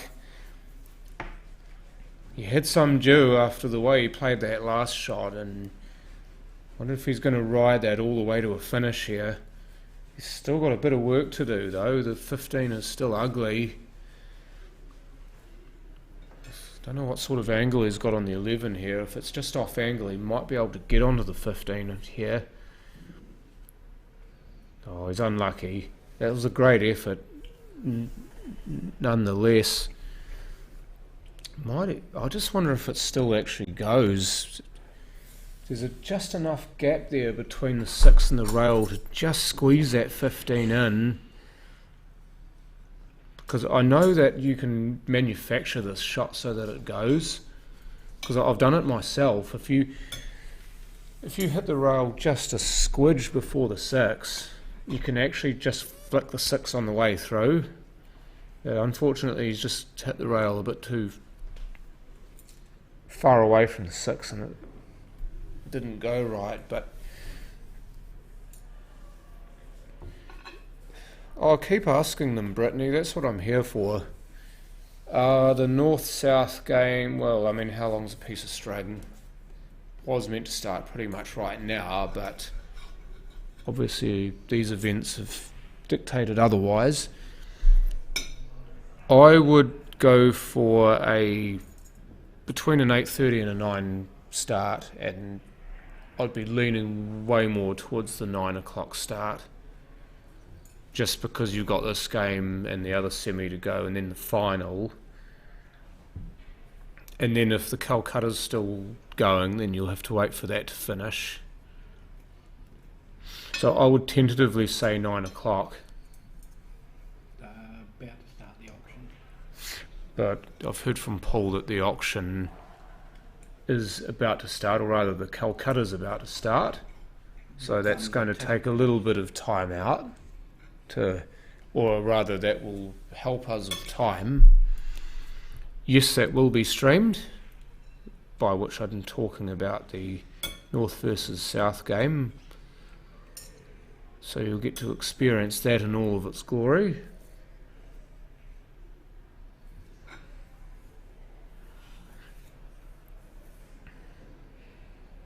You've got the big ballers just about to assemble in the other room for the Kolkata, and you've got this still to go in this particular hall. That's a good shot there from Glenn. He's put a good bit of distance between the cue ball and the 12 and the 15, and so I might try that same shot on the 15 again. Just see if he can get it in front of the 5 maybe. He can't quite do it, and the thing in his favour here is the fact that the 1's not easy and the 2 is quite a difficult cut from where he is. So I just wonder if he might attempt this cut anyway. If he can get the cue ball back down to roughly where it is now. That being said, if he was actually going for that particular shot, then that would have made things tricky. Now, it could be tricky anyway, because you're really going to have to be careful of the 8 and the 1 here. But he's played that beautifully. He's actually played directly into those 2 balls and at pace. So he should be able to get on for the 8 here. Assuming he gets a 12 first. Oh dear.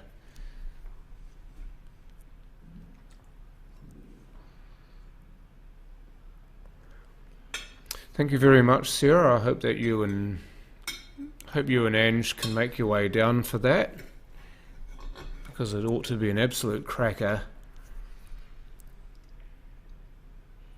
So local boy Glenn here just looking to get the first lead in this, or his first lead should I say, in this semi-final. He's been either level pegging or behind the whole game.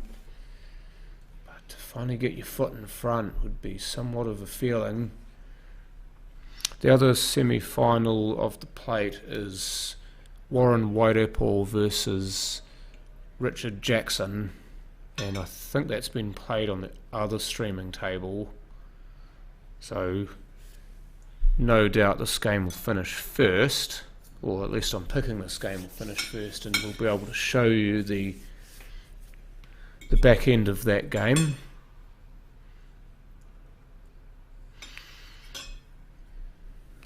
Don't think Glenn will be happy with that, because all he needs to do is pot this at walking pace and he should be on for the 8. Yeah, that was on too. That's why he's throwing his head back, because he's missed a golden opportunity there.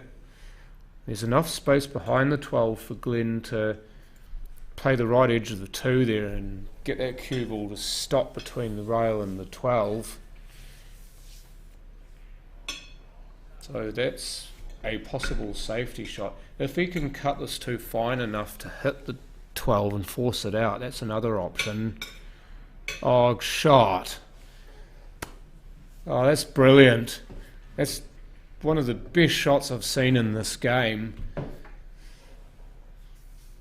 That's very much put him on for a finish here. I'd be looking at, Glenn, I'd be looking at the 1 here. I wouldn't be worried about the awkward queuing, because that's the ball for me. But the fact that he's back in that roughly that same position is great here, because get on for the 4 and then the 7 and then the 8 in the middle. I'm just looking at how I would do it. Yeah, hopefully we'll get to see that game, at least a part of that game, when this one finishes, Frank, just so you can cheer on your boy. So 7 first, as long as he's okay on the 4, then that will work fine, which he is. Good shot on either ball would have worked. One thing in Glenn's favour here is if he takes the 1, because I actually reckon the 1's the ball for me, and the reason why is because you'll naturally be on the 4, and if you miss the 1, then you're not going to leave a free ball. If you take this ball and miss it, which Glenn has managed to pot it, then there was a good chance that he'd leave the cue ball stuck behind the 1 and thus a free ball. So it's just a little something to consider when you got 2 balls like that, and both of them have pretty much evens in terms of which one you'd play.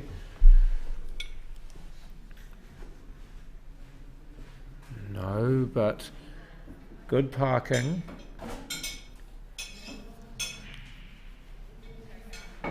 So, there's really not much to do here for Carl, except pot the ball. There's not a lot of safety here for him. You really just got to try and pin your ears back and find a hole.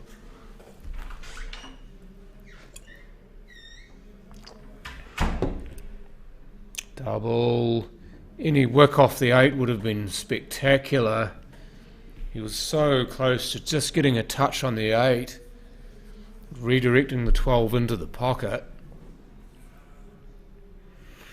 Glenn here's just got 2 balls to go, and then he'll be on the hill. Get off the rail. That should be fine.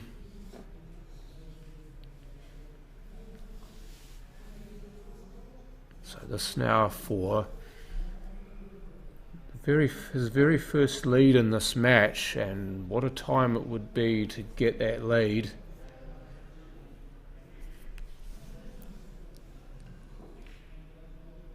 Oh, he's missed it. He's missed it, and what's more, it looks like a free ball to Carl. And the Black's in a pretty good place to take as a free ball for position on the 12. So almost anything that could have gone wrong, bar the in off on the cue ball, did go wrong. The flip side of this, if it's not a free ball, then Glenn could well have gotten away with one here, because this is not an easy shot for Carl. If he doesn't have a free ball, then he's going to have to go for a double in it. It looks like it's not a snooker.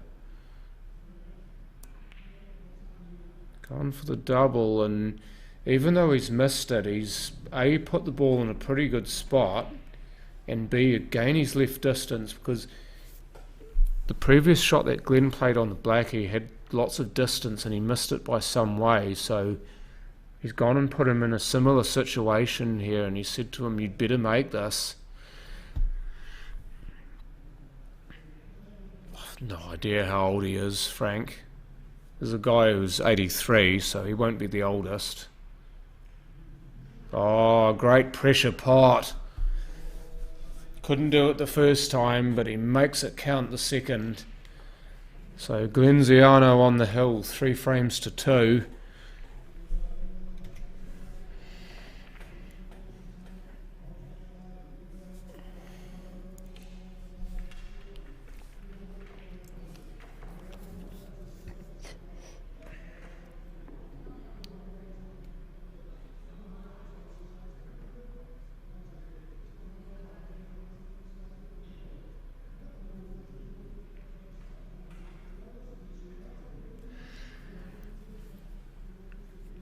So we will again have break just about to commence. This time it will be Cull to break.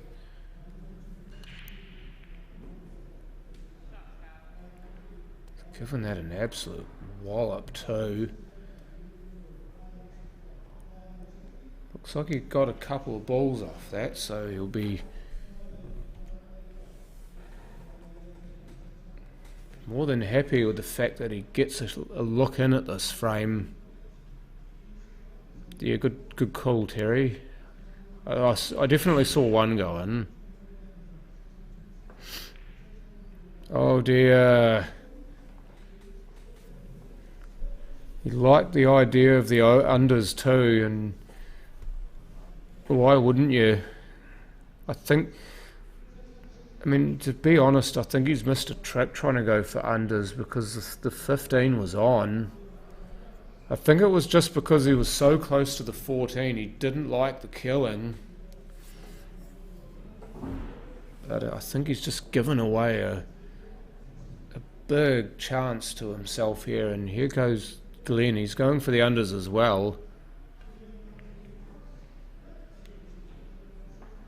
3 might be on here, so maybe not taking it now. He's going to look for it later. I don't know how many years you got on you, Frank. It's a bit of a shame you weren't here, actually. So I would have liked to have seen your smiling face here.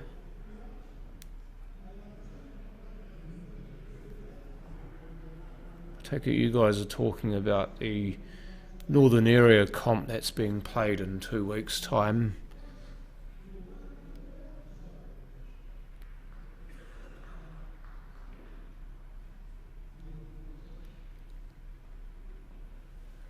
Just a little lay up there from Glenn, so he's just putting a bit of pressure on Carl here.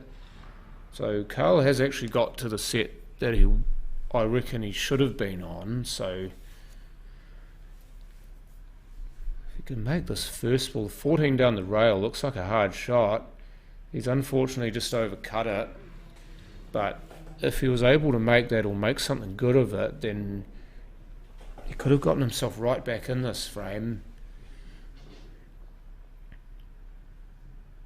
I don't think that's on from there, Glenn, but if it is, it's definitely worth a poke.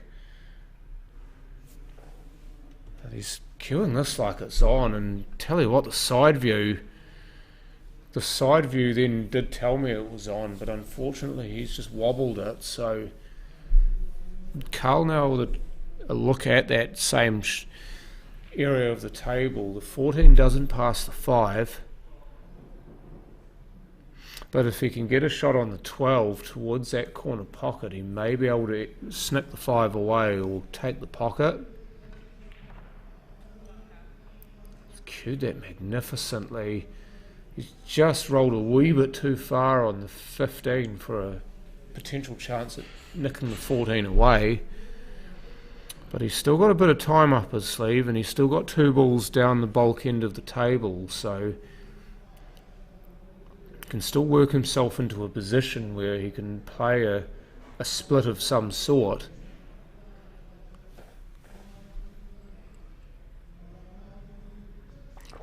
I'm just looking, you have a look at the 5, I'll just switch views after this. You'll notice that the 5 is actually a possibility to rub the 12 off. You'd need to hit about half the ball, and you'd need to play this, I was about to say, you'd need to play it with a bit of speed, but the shot was on to flip the 5 out of there and make the 14 on. It's not a bad result though, to be fair, because again the 12's still a possibility for the split, and the 5's now completely and utterly covered, so there's no shot that Glenn can play on that 5 at all.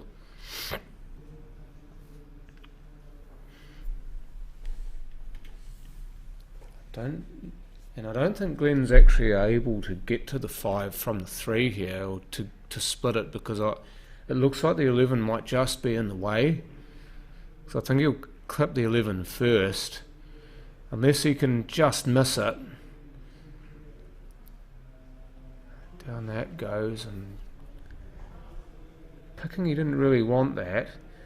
Now it would be interesting if he can double the 2 over there as well, and I'd be playing this more as a weight shot. I wouldn't be trying to play this aggressively at all.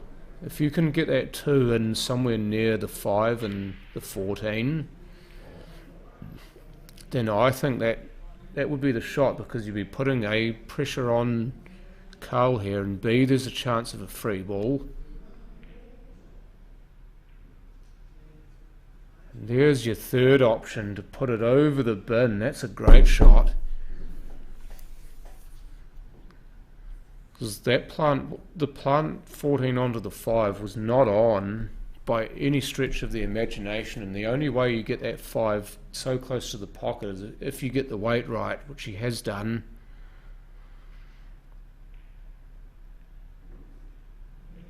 He doesn't want that, and it hasn't gone, so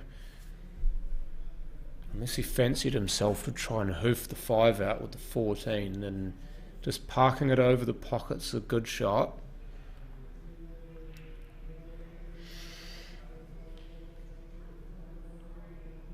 Glenn might be looking to try and cut this 2 here, because he might get a cannon into the 12. No, he's deciding that discretion's the better part of valour. If you want that pocket, then you've got to play it yourself, and you've got to take the risk.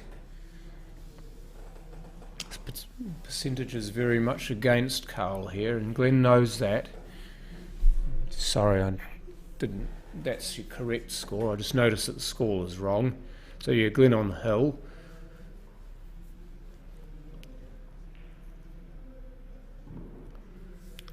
So Carl might try to lock the 5 up here, by which I mean you try to put the 12 basically right on it. And that was the other way to do it there, is to not so much lock it up but make it harder to get to. And what this does here for Glenn is that because there is a small window to get onto it, it might tempt him into trying to pot this 2. If he does pot the 2, and there's a chance that he doesn't get position or any sort of shot on the 5 at all, and that could be the opening that Carl needs. So he could either play this aggressively and try to finish from here, knowing that the 5's very hard to get to, so he could either do that, or he could try to place the 2 somewhere else where it's easier to play for the 5, i.e. somewhere near that area of the table. Well, there's no good there, so Carl might just play a soft shot on the 14 or the 12 again to just tighten the noose somewhat, and see if he's sold the farm here. He's made the 2 on, but it's not easy, and it only goes in one pocket, so it's a good little show me here. Got to get on the 2 if you want a chance here, Glenn, and you need to run back down up the table. Does he get a good bounce? No, he doesn't. He's sat right on top of it. Would you believe it? Of all the places you could have wound up, bar behind the 8, that's the worst possible place. The plot thickens once again.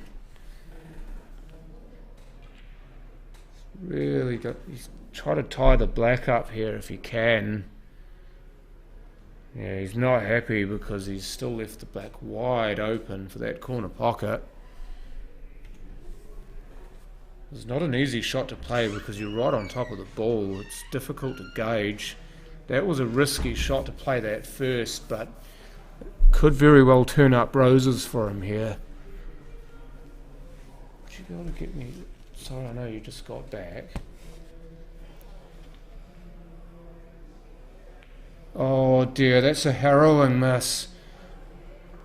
That's a bad miss from Carl.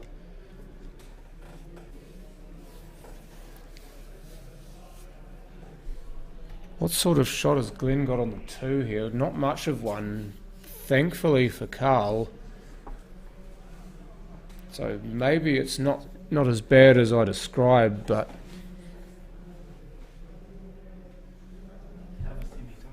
so the other semi's finished, would you believe? So just judging from what Paul's telling me, I'm sorry Frank, but you're not going to actually get a chance to see Richard in action. Oh, he's handed it back over. He said play again. Oh, he's missed everything, so it's a combo to Glenn. So in the end, the choice to make him play again could very well mean that he wins the frame.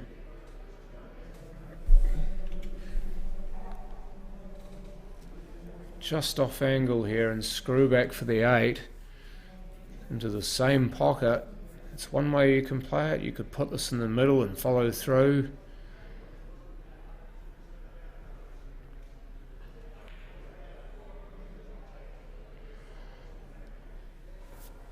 You could play the angle and come back for the 8. Looks like he's just going to cut this in and then use the natural angle off the rail. But he's had another change of heart, so there's so many ways you could play this. You could run through and put the 8 in the middle, which it looks like he's doing. And if you've you're a bit short on that, you could put it in the corner instead. No, I haven't, John. I just know that it's an adjective I can use. So here we go. Looks like he's going to put it in the middle, or at least he's going to attempt to put it in the middle. So this is for the match, and this is to make it to the final. And oh, it wiped its feet, but down it goes. So Glenziano through to the final, 4-2 over Carl Price.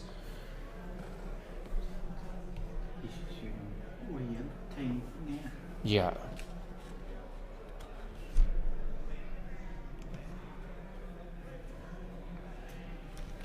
Talked it up last time, I might as well get it.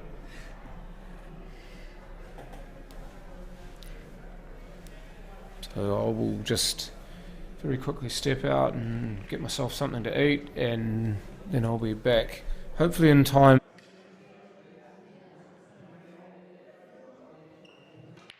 It doesn't matter how hard the job is, we suck it up and get it done. No matter how dirty our hands have to get, we suck it up and get it done. Suck it up, suck it up, suck it up. Out for suck's sake, suck it up, suck it up, suck it up. Out for suck's sake, suck it up. Suck it up and get it done with suckitup.co.nz.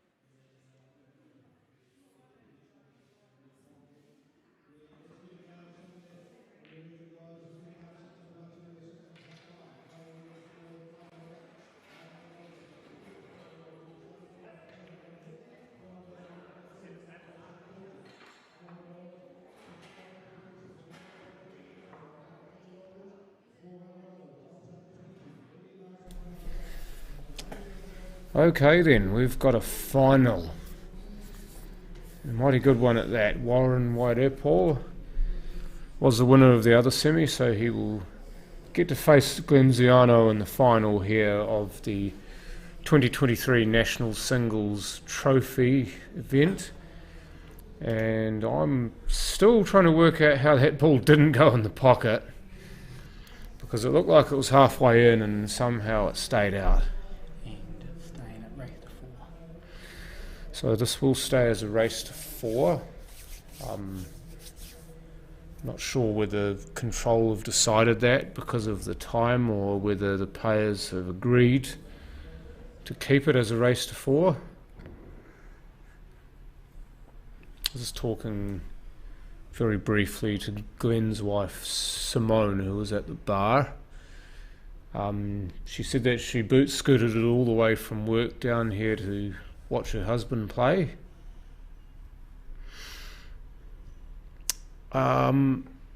Probably not too far off the completion of this final. So I'm picking probably about 9 o'clock or just after 9 o'clock. I know that as soon as this is finished, I'm going to be going right downstairs and having a hit. Or no, actually I'm going to get changed first, because I've got my clothes that I want to wear for the game, and then I'm going to have a hit, because I just want to get even 10 minutes of table time before the North-South game. As I said, some players are already, have been picked for that team, are already having a practice. So Warren, who plays for Richmond, No Excuses, which was one of Richmond's 3 Premier grade teams. But they're actually looking to add a 4th for next season, as well as Papanui Hustlers, who have been promoted to Premier grade.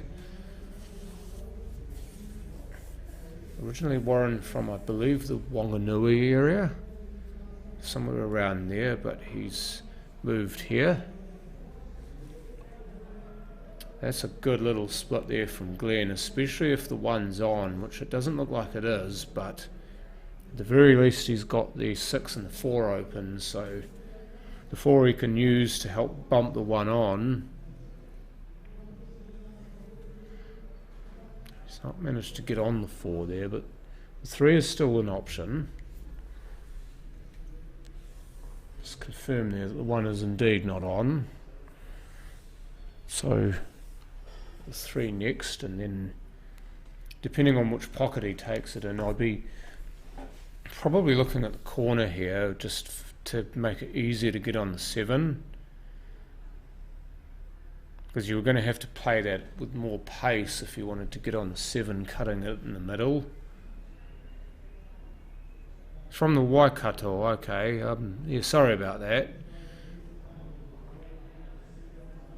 Wanganui or Whanganui and Waikato are fairly distant from each other in terms of geography.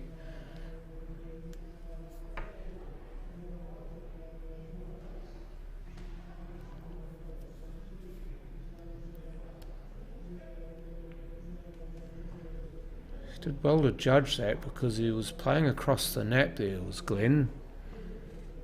I've seen a number of times in this tournament how this table does nap quite markedly when you're playing on that sort of 45-degree angle into the corner pocket, into the middle pocket.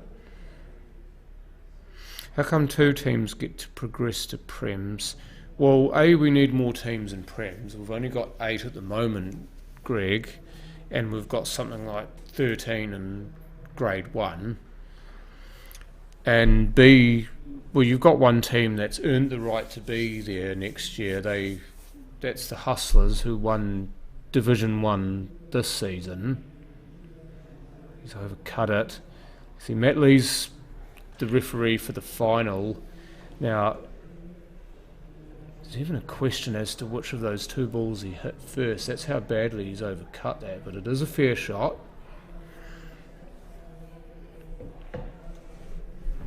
there busting the 5 out. I think he wanted to fit the 10 behind it.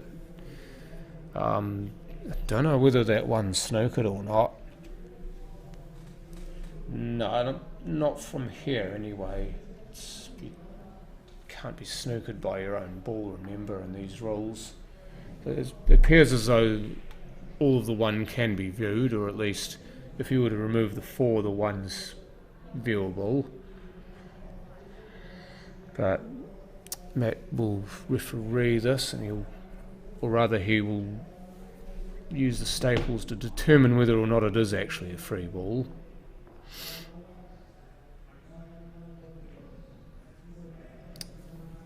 So it's not a snooker.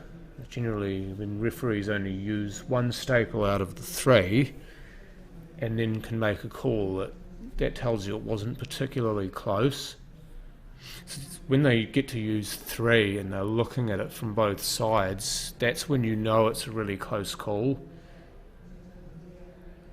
Oh, that was not a bad effort. It's not bad either, because the 10's not on.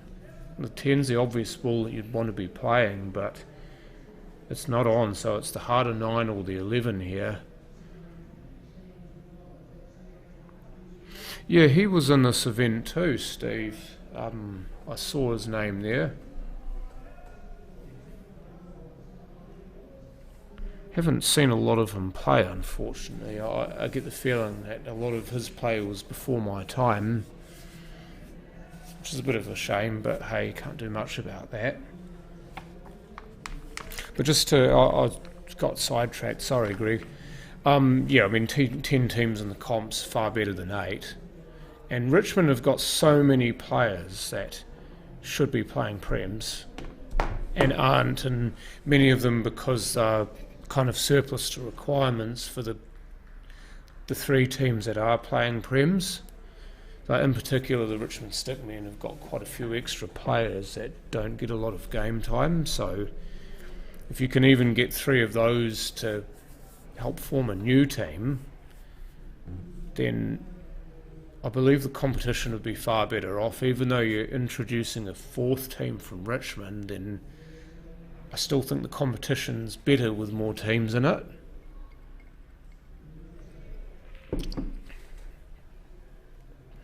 Looking to cut the 4 here past the 10. If he can get the speed right on this. Oh, well played. That's a great shot. May be able to squeeze that 14 in there. It's the only potential negative, but it's still got to be a good shot. Yep. And he's played it incredibly well too, so wrests the advantage back there, does Warren. And now it's Glenn's turn to put on his thinking cap. There's not really any point to just playing the 4 into this and potting it. He's got to really do something with this. And even though that looked like it was unintentional for the double kiss, it's actually panned out quite nicely. Let's tie the 10 up, and he's only left the 14 as a double whammy here, so if Warren can cut that 14 in, it looks like it's possible because it's so close to the pocket, he can actually cheat the pocket.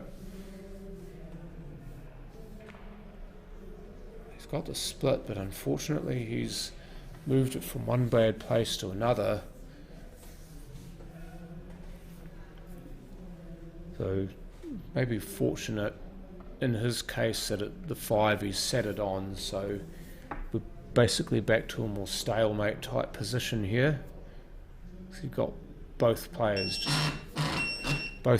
just trying to get an advantage back in this frame, because it's a fairly even frame at the moment. You've got one ball each open and the other 2 are tied up with each other. I'm just going to go and get my food. So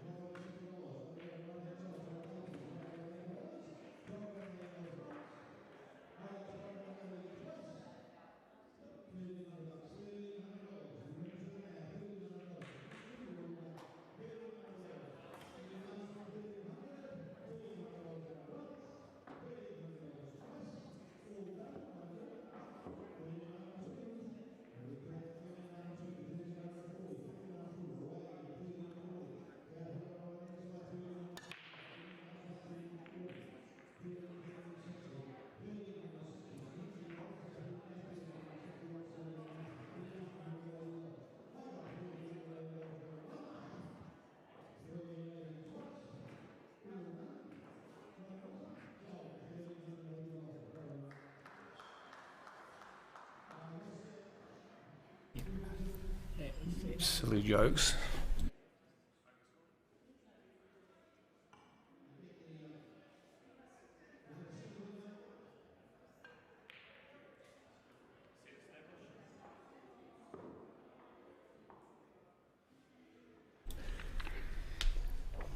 You're on again. Okay, so incorrect, Mr. Southwest. It's Meat Lover's Pizza. I've had one before from this venue and they're very nice.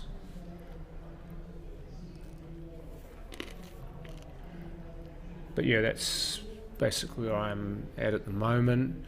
I need to get some sustenance in me before I play. I mean,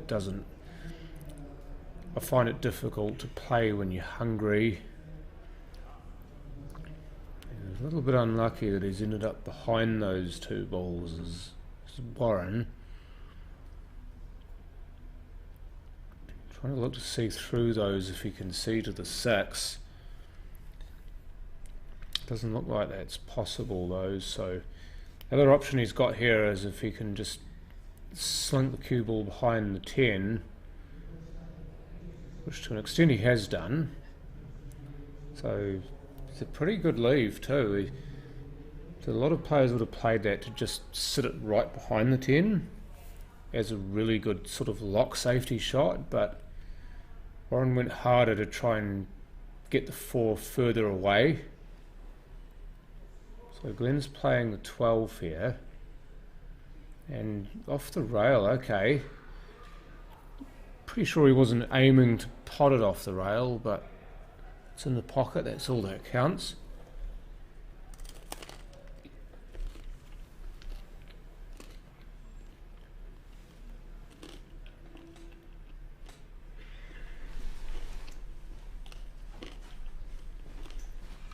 There's that middle pocket coming back to bite.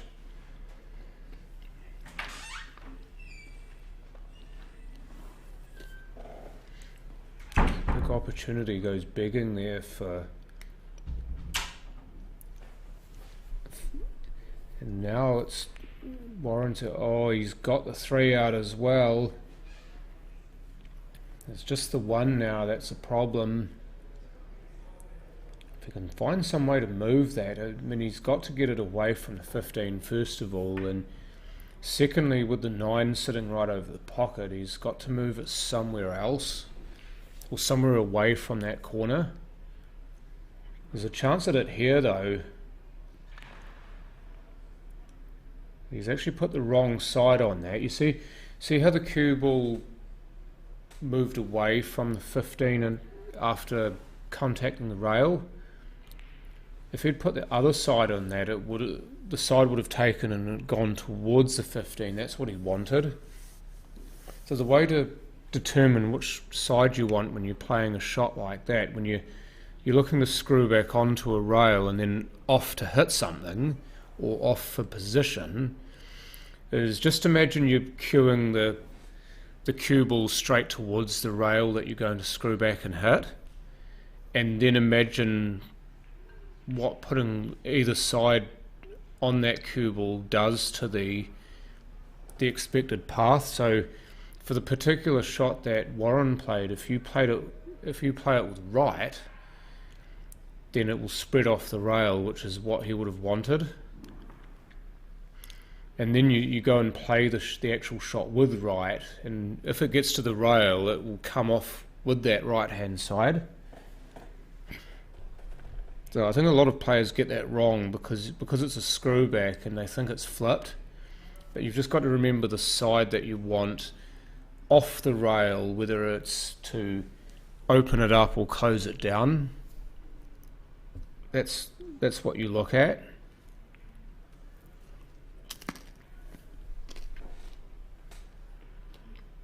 He's landed a little bit short here on the 4, but the 7 still cuts.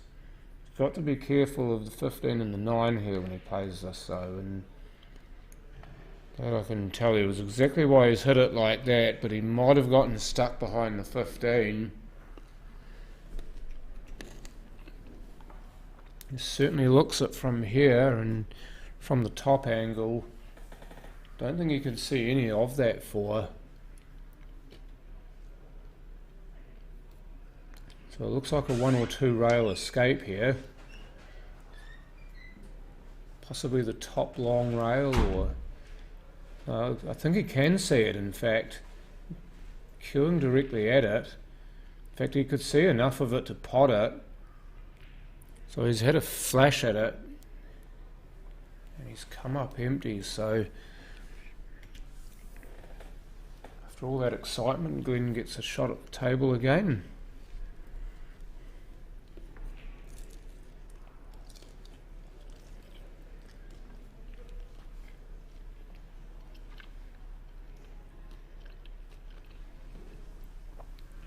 Plant now, and for this shot you want to prioritise getting on the 13. You want to get on the 13 big time here, and he's not going to. I mean, he can still get onto it off the 13, off the 15, but it's just a lot harder from here than it would have been. I think he's playing for the double towards the 15 here. Might even be going for the middle. No, he's gone for the cross table double, and he's ended up falling short. So this is a bit of an Aikimo shot, and I say that because of the weight required to try and keep that cue ball down the black spot end of the table. If he hits it as soft as possible, it may still be too hard,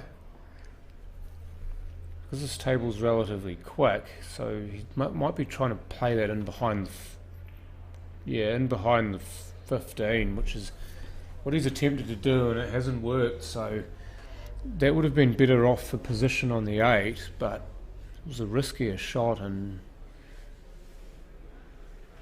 now Glenn's back to the table to have another slash at it.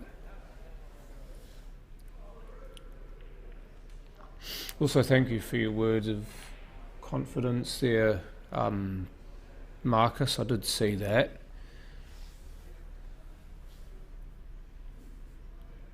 Yeah, this from Glenn. The last time he had a shot like this, he missed it by a while, so this time he absolutely nails it. And what's more, he's perfect on the 8. What a time to come up with one of those. And the local boy with the support has drawn it up at 1.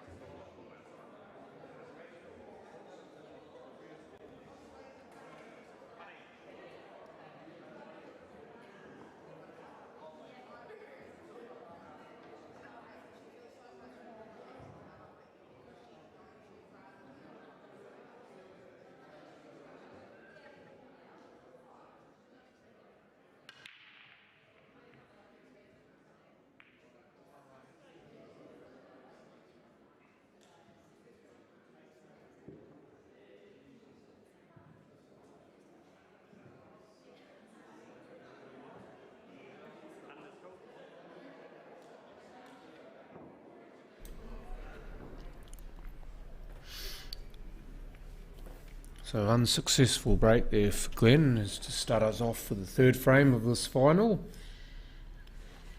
Warren immediately on to the unders, having potted an under to establish a set.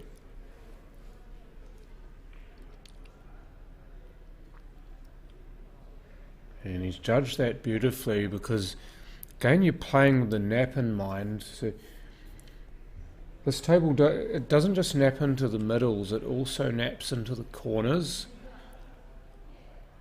Because you're kind of playing against it, it will nap generally from the near jaw, or the jaw closest to the middle of the table, to the far jaw. Fits the 3 behind the 9 to give himself a shot at the 4 here. Now, he's looking at the 6. This doesn't go... Oh no, it does, okay. Jesus' confidence, I thought, was misplaced, but no, he's managed to find a way through there, and I didn't even think that was on. Really should have switched views just to confirm. Oh, this is really good from Warren. I tell you what, this could be an 8-ball against the break here, and this is worth absolute gold. If you can mop up a dry break, then it's a bit like winning a set against the serve in tennis. Now he just needs to not get involved with all of this mess around the 8.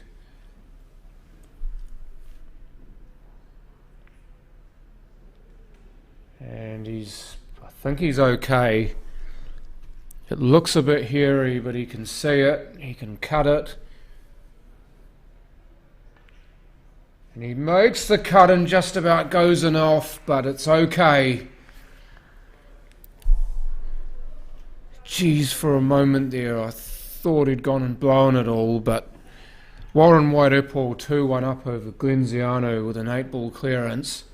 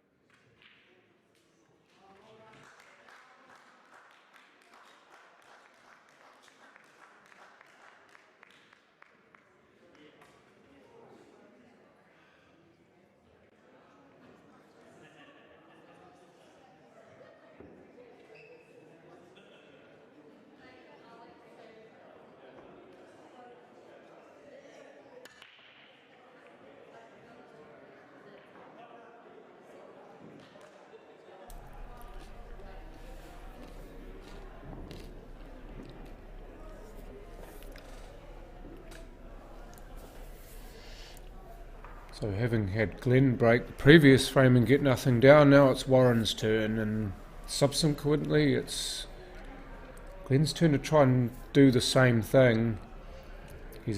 Like Warren, he's got a really good set to play into here. The overs look pretty juicy from here. It's just the 13 that could cause problems. And all of the others are pretty much open. Also the black to contend with as well.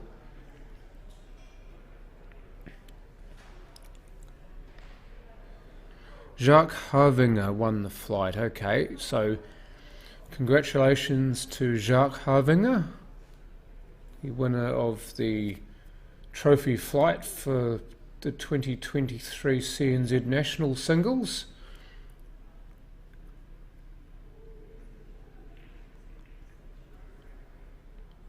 That is not great at all.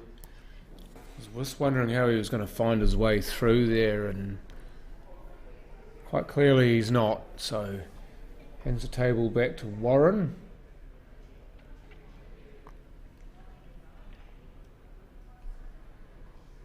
He misses with his first shot, so back it goes to Glenn.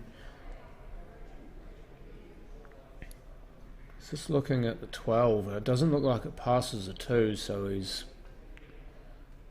taking 11 instead. I mean, that wobbled and went in. Might be a double here on the 12 into the pocket where the 2's sitting. If he can do that and get the pace right, if it doesn't go in, then he can get a bit of control in this frame. Might have the same or similar shot here on the 15, but he's just over-cued it. Very much a weight-dependent shot, that, when you don't have an obvious line to at least the jaw to sit it there. That's when your weight becomes that much more important.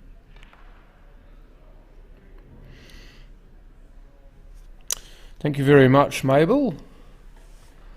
Who's my semi-finalists for tomorrow? I haven't actually seen which area of the draw everyone's on, unfortunately, so I can't really... I think I've got a mate now. Daniel Cole, welcome to the booth. Good evening, John. It's my first time this week in here, actually, which is a bit of a surprise for most, I believe, but I'm in here to commentate the rest of this trophy final. Congratulations for making the South Island team as well. Thank you very much, John, and also yourself. I see you in there. Indeed, thank you. So I thought while I'm having a couple of beers, I'll come up and have a chat and see how you're going and see how the pool is, because I'm watching it downstairs and I've seen that you were by yourself. Look at that for a Worked shot. okay, but what's he doing with that 13? Well, I'd be leaving it there for the moment, Yep. because you're just going to open the whole thing up for your opponent. So do you look at getting a ball down by the 6 or something like that? Because if you get a ball by that 6, then you get an opportunity to develop. Yes, and that's probably what Glenn was playing for. Or here. down by the pocket where the 7 is, right where that chalk is, down to that pocket wouldn't be a bad option either, because that blocks the or pocket. either of or, yeah. because you want the balls in those areas. Looks like he's going for a double here. He's got a double kiss. It's actually okay. He looked a little bit disappointed, but it works. I think he was just disappointed because he didn't get close to the pocket. I think getting close to that middle pocket, it Yeah. would have given him a potential angle. A natural angle to split into it. Yeah, and then Glenn obviously sees the table different to us as well. Of course. Ooh, hit the 7? Just. Okay, so I don't like that shot, because that removes a worker for me, John. Yeah, I mean, I like the intent though, because Me too. He's trying to do things, he's trying to be positive. And he did have a really good clearance last frame. He did, and that's probably what he's still Attacking. puffing the fumes off. Going attacking, so played that well, but now I'm unsure what his next option is. I think he's got to see if he can He needs take to the 4 or the 7 off. one and of I them don't needs to think be the- tied up. They get out, but Yeah. still leave the 13 tied up.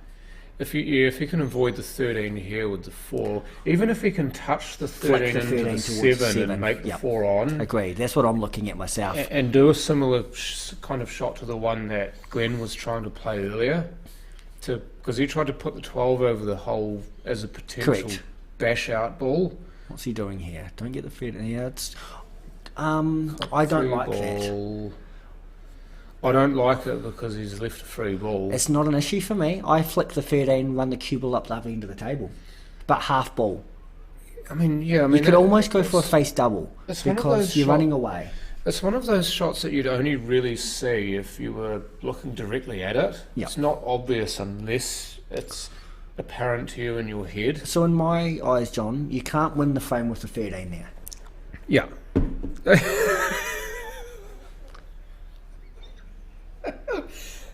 That's almost as bad as bloody Cody when he flamed you last time. I was about to say something, but I won't say that.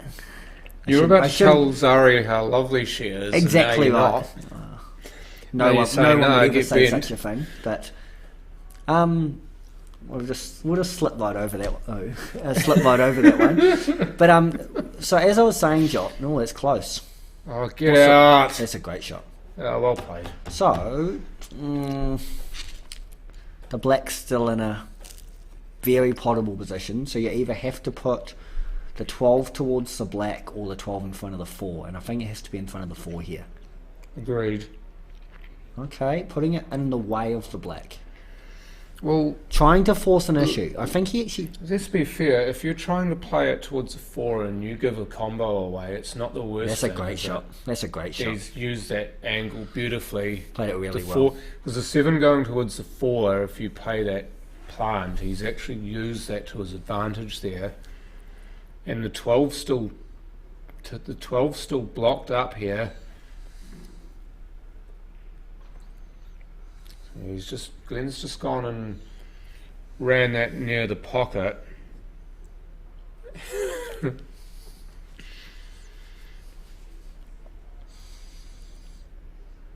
There's a cue ball baby, going. that's gone. No. That's gone into the elephant graveyard. So I think. he only has to come off the top rail and hit it. He's looked at a swerve then. That's not the right shot. No, I don't think the swerve's the shot. And Just run off the top, or even flick it, but run off the top rail if you have to. Oh no, you can hit it half ball. That's okay. That's a good shot. Okay. it's good for me because I think Glenn's really pushing it uphill here, isn't he? Pushing what uphill, John? You notice how I actually clipped myself. Because I would have said it. I tell you what, if you're going to play this shot, you've got to get the cue ball away from the 8. I think you have to get the 12 by the 8 in my eyes, but he hasn't. Oh, if he'd actually got the clip to put it in, he might get lucky. Wow, it's a shot. Is that a turning point in this final? Could be. The crowd's gone a bit loud then. They didn't like that shot. You know what I'd be doing here, Dan? There's a fair bit of distance between the 12, the 8 and the rail, so if you play the left hand edge of the 7 as we see it and just park it near the hole. Oh, I don't like it. No, I don't either. Where's he going to put this? He can't double it. I don't think it doubles. It's a bit of no man's land. I don't think this doubles past the 12, Dan. I think the 12's in the way on the way back. No. So if he's going to play a safety, he's basically got... Hitting the 12, cue ball dead on the 12. Hitting the black side, cue ball dead on the 12. Yeah, he's got to park this on the 12, otherwise anything else is a chance given. Correct. Oh, he's going to try and... I think he tried to still do that, but he tried to park the 8 on the 12 instead, which for me is a bit of a fallacy, actually. He might have been in the opinion of the 12's a shot to the middle, but might be in the opinion. He was 3-0 down. It's a good starting pot. In the flight. Okay, so Paul's just telling me that Jacques Harvinger, who won the trophy flight, was 3-0 down in the final, and the final was a race to 4. Sean Hope was 3-0 up. So this is the pot. This is the pot to keep himself in the tournament.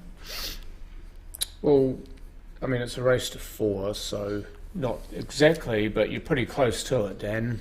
It's not, you're not, not out of the question, but this is the one you want to pot. All the confidence going in to go 2-all. Glenn from Cashmere, can he do it? And he can! What a pot! Brilliant shot. Listen to the crowd if you can. I normally say the crowd goes mild, but the crowd went wild. It did. He's got so much support here. He's a Cashmere lad, and he's a great lad to boot. Oh, so is he what? He's got his family down here watching? Yes, I see Simone down there. It doesn't matter how hard the job is, we suck it up and get it done. No matter how dirty our hands have to get, we suck it up and get it done. Suck it up, suck it up, suck it up. Out for suck's sake, suck it up, suck it up, suck it up.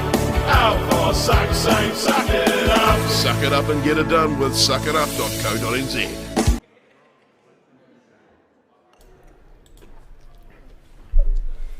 Okay, wow, and it's his break now. Let's get one in and see where he goes. Yeah, you're 2-all, race to 4. You need to be in a position where you can Well, the previous break went dry. This one is fine. Okay. He's actually got a shot at something here too, Dan. What should be set here, John? They all one, go. The Big one, ones. if it goes, would you take the unders if the one I goes? like big ones, because the 2 and the 6 make it awkward. Yeah, agreed. If you could drop that 11 in, then you're straight on the 15 in the middle. It's all over. Well, you might be on the 15 if you drop the 14 as well. True. It might go past the 2. Didn't look at it that way. Get in. Oh, he's missed it. Wow. That's Overcut land, and that could very well give the initiative back to Warren. That's dangerous. It is. It's a bad miss. Just a bad time to miss a ball. I'm interested to see how confident Warren is here. Is he going to guarantee a set by taking the 14, or is he going to slot the 15 in the middle? 14's a shot? Yeah, I think Okay. the 14's a shot. And I think that you did right. You want to make sure you get on a set, So you've got and two then options. work from there. You look at how, like, say, Adam Lilly would play. He would never take this 14 first. No, Because he'd he'd back take- himself every day of the week to put a harder ball in the middle. And if you get it, you win the frame in that. Because you've got Exactly. your guaranteed. But he probably have played the right shot for himself, knowing that he's got the set he wanted, and now he's got a chance at the table. Indeed, and it looks like the 13 might. Flick in, get on the 10 on the top rail. Or he was playing it Maybe. soft. A bit more pace, and he was right on that 10. Yeah, he kind of played it in between. Yeah, halfway. As house. it is, he's on the 9, and he's quite well on the 9 here. He's got options to either screw back for the 10. It looks like he's playing the screw back shot. Not against you, I wouldn't, Nathan. Woo, baby! Well judged. But the 15 doesn't pass 11. And the cue ball's going right towards the 3 here. Oh, okay. Glenn's got a chance here. He didn't hit that half bad, you know. He didn't. He gave himself a shot at the position on the 11, so He was right amongst it. he was amongst it. So he had to play it with a bit of pace, so that automatically makes the pot harder. I was going to say, yeah, this is the shot you want to play over or in. He's just played But it poorly, though. he has. He's had this number of times I've seen him in this game and in the semi-final. He's had shots like this where he's had the right idea, he's played the right shot, he's just played the shot poorly. Feeling a little bit bullied there in the comments, John. A No. couple of people are picking on me. It's not very fair. To be honest, you didn't do anything to start it off yourself. I always do this stuff myself, so don't worry about that. Okay, that's not a Get out bad of the shot at all. way, he's fine. So pot the 10, you get in a position where natural ball. So if you stop the 10 where it is, the cue ball where the 10 is, you've got natural ball, you've got no risk of doing any damage. No in off, no potting a ball. Ooh, he missed that by a country mile. Well, he tried to go for the screw back, even though the natural angle for the screw back, had he potted it, would have been Towards straight where into he the is. 3. Correct. Okay, Glenn's got a good chance here. So I think he's misread his angles there. I honestly reckon he could have gotten himself in trouble if he'd potted that ball. Don't mind the shot, but he is going into the black. Yeah, he's played it well, so he's got a really good plant shot here. Well, he could land or play the 2 to get on the 6, but I think plant to get up for the 6 would be ideal. It's a similar situation to the start of the frame, isn't Correct. it? Which So shot? he's played that really well. Yeah, he's given himself another plant You to have get to- rid of the 6 here. Yeah, oh, you can construe that a number of different ways, Nathan. Thanks for the visual. Yes, I did like how he just looked at both options. So he looked like the 6, but the 2's the shot. Especially if he can get the 2, then the 4, but he's off angle on the 4. So that's not the shot, because he's going towards the corner pocket. Yeah, so you've got a big 10 in your road on Correct. the way back as well. But you'd have to do a lot more with the cue ball. You'd have to play bottom or side. Yeah, and when you do that, obviously you make the pot harder. I don't like this, John. He has to get a bit of bottom left into it to get anywhere near that side rail. Yeah, and see exactly. See that? He's got away with it. He might have But, gotten lucky there. but even the next shot after that, playing that plant isn't ideal. Well, Did you no, play that plant, the because cue ball lands on the 6 rail, 6 lands on the top rail if you don't play it quite right. But I don't like it. Just trying to do too much. Yeah, I mean, and you're introducing more risk than needs to be made. Generally, when you've got a plant quite early in the piece, you take it. Unless you're Simon Singleton and you can basically land directly on it. Yeah, I agree there with you, Zoe. It's a bit. I was a bit sick. I was actually a bit sick in my mouth thinking about it. I'm not sorry. Okay. I love unintentionally making people uncomfortable. It's So a gift of mine. the 10 doesn't pass the black, so you just got to double the 6 towards the corner. Well, he's playing the 7. Double the 6 towards the middle, I mean. But he's playing the 7. He's going aggressive. Don't mind it. I like it. I would I have, really like it because in my the- eyes, John. Sorry. because you've got the 14 blocked in one pocket by the 8, then you can keep playing to have that cue ball on the same sort of line. So you can play this relatively slowly. So what I liked about the double was he could have played the double, and if he gets it, See, it's the same. So he's actually done himself a disservice by putting that closer to the hole, because the black, because when he does that, then he's mucking his own potential clearance up. So he might just lay this up. he needs to be in a pottle position, and he's played that well, really well. And the crowd's clapping for that, and they deserve to. Now for Warren, if you can get this cue ball somewhere in the bottom left corner of Past the table, bulk and you're looking good. Past bulk and you're looking good. So I think that the shot he's looking at's the right one. He's just got to execute it. He's got to get the weight right. He's got to get the direction of travel right. He's just got to be careful he doesn't pot the black here, because he actually will be hitting. No, that's not good. No, he's a bit unlucky though. But again, he's taken the wrong line. Yeah. He needed to hit it finer than that. Because if you hit it finer than that, then He did hit it fine. He could have hit it thicker than that. Sorry, thicker than that. Did right, Dan. You hit it thicker than that, you're never going to get a double cuss. No. And But he then was you're just risking potting the black. That was his one Yeah. thing in his mind. He was thinking, if I play this quite wrong, that black's going towards the hole. This is a 3-2. What a big shot this is. Might be one of Glenn's biggest shots of his career. Indeed, and that's not even, you're not even being funny. No, I'm not. It's a big comp for Glenn. He's played awesome. And he's nailed that. It's like he's been here before. Look at that wee tap on the table. He's actually pretty happy with himself, which he deserves to be. Well, I would be too. Yeah. It was a bit of an Aikimo sort of frame, that, especially after he missed the first ball. Correct. Which we were all umming and ahhing whether he Chasing took the the whole right time. ball. Chasing the whole time. But yeah, Warren wasn't able to put a big enough nail in his coffin, and he managed to jump out and surprise him. So 3-2, Glenn first to the hill. Yep. And Warren to break. But Warren to break. So, I mean, you hold on to your hats, folks. This could very well go 3 each, and as a neutral viewer, that's what you want, isn't it? Very much so.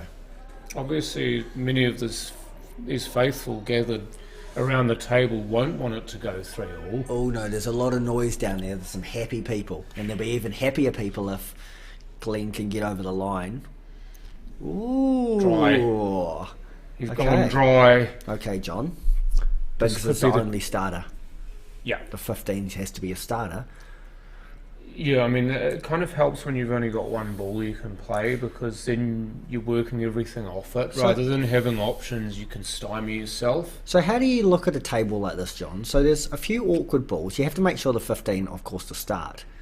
But you've got the 13s, it's awkward. The 14 may go. This is where I'd be playing to try to land yourself on the 13. If you land yourself, the 14 might actually fit in behind the 3 here. Over the hole, and in my fact, shot. And in fact, that's what he's doing now. If it goes over the hole, oh, he's played it clean. It was actually in. Wow. The 13's an issue ball, though. And he has to land on it. Now everything switches towards the 10, which the 10 looks like it might actually be on. A soft screw would be good. Soft screw for the 13 in the middle. Ooh, he's blocked the hole. That's not a bad option. He No, wasn't he's part of played his it- plan. No, but he's ended up adopting it quite well.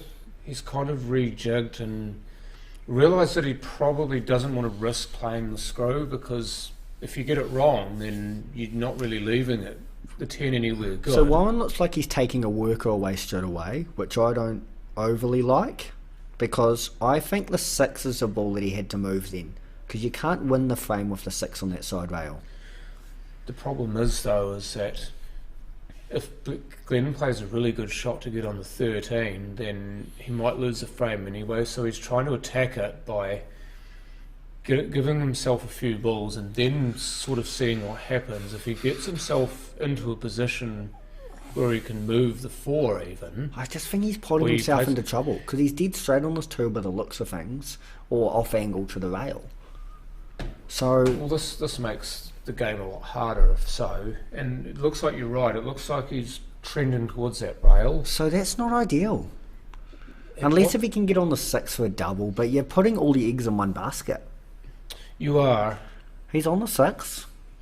But, So- as I said, all the eggs in one basket. Yeah, I mean, this is just basically one shot to keep yourself in the If you get frame, this, isn't it? you're in. But if you don't, Glenn will be on the 13. Wow. Oh, I thought he'd got it, but the nap got him. Okay. Nap's big time into the middles, remember? So you've got to take that into consideration when you play across it. Played off a bit of pace, so it did straighten off that side rail a little. Okay, Glenn. He's got a chance to clinch it here. I don't mind taking the 10 first here, because it's not blocking anything and it gives you a chance to clear the frame. This is a big pot to start. And he's missed it by a mile. I tell you what though, the fact that he's left the 10 there actually isn't too bad because of the natural angle on this shot. He was probably thinking about it as well. If I miss and I leave him in bulk, then he's got no natural angle to get on the 4 and the 5. Correct. Unless he tries to manufacture it, the 4 might then double you're risking missing the pot. The 4 might double inside the 9. Dead weight. Oh, actually, even more. He didn't have to dead weight. Is he looking at a plant? He is, and this is really risky I if like he the is. double. I really like the double. The reason why it was so risky is because you've got the cue ball running towards a 10, you're not guaranteed of potting out. It's not a bad cue ball. 4's going. It's not a bad cue ball. I'll play the plant now. I'd cut the 13 in. You know what, I do like a cut on the 13. Could you Glenn must have heard you. You're running 2 or 3 rails to get to the top rail, you'll be on the 9. Just pot the ball. That's all you have to do in the shot. Beautiful.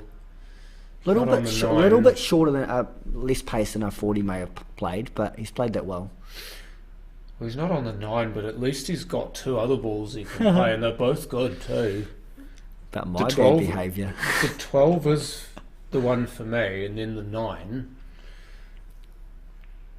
which he has done, and now he's if he can hold it, well, he's only given himself one ball. That correct. Helps. He just doesn't want to be anywhere near that. You don't want to be on that side rail here, John. Are they rumours if they're true, John? Well, they're not rumours then, are they? Rumours was a good Fleetwood Mac album, though. I'll give you that much. He's played that really well. That's beautiful. If it sits up, the crowd. I see the camera moving, so somebody's obviously on the camera table tapping it. Okay, so this is where just keep it simple as simple. 11 onto the 10. Then 11 to the corner, 10 to black to the middle. A soft screw, get off the side rail, black to the middle. Keep it simple, or come off the top rail. I'd check the pocket and check it up a smidgen. You don't even have to. It's close enough where you can cheat the pocket, naturally come off the rail, and get a bit closer. It might have spread a little bit if you try to cheat it too much, but I would just soft screw, come off the top rail. Oh, yeah, as you Using said. the jigger, I'd rather go off the rail here. I'd play it. He just got to. He played it well. He actually hit the knuckles, so it worked out good. Just make sure the pot. This is to win the tournament. Indeed, for the trophy final. You make no bones about it. This might be the trophy, but this means an awful lot to the players. There's a lot of money in the trophy. There's some big names on that trophy, such as Des Blair. Des Blair, yes. 5-time national champion is on this trophy also. Yeah, so he'd be up in the same company as that man. Wow. And I'm pretty sure Glenn knows who that man is. Let's see if he can clinch it here. Oh, he's got it! There's the net, Daniel. It did. I thought it was high. But he's done everything right today, and this is Glenn's day. Now he can have a celebrational drink with his partner, or his wife, sorry. Simone will be a very happy woman tonight. Not just because Glenn's won the final. And there's a really good crowd down there watching, John. There could be 40 people down there watching and supporting him. You can't see it from here, but everyone's giving him high fives. Yeah, everyone. Sandy Collier's down there as well, who I think plays in the same team as Glenn. Correct, the Div 2 team, if I remember correctly.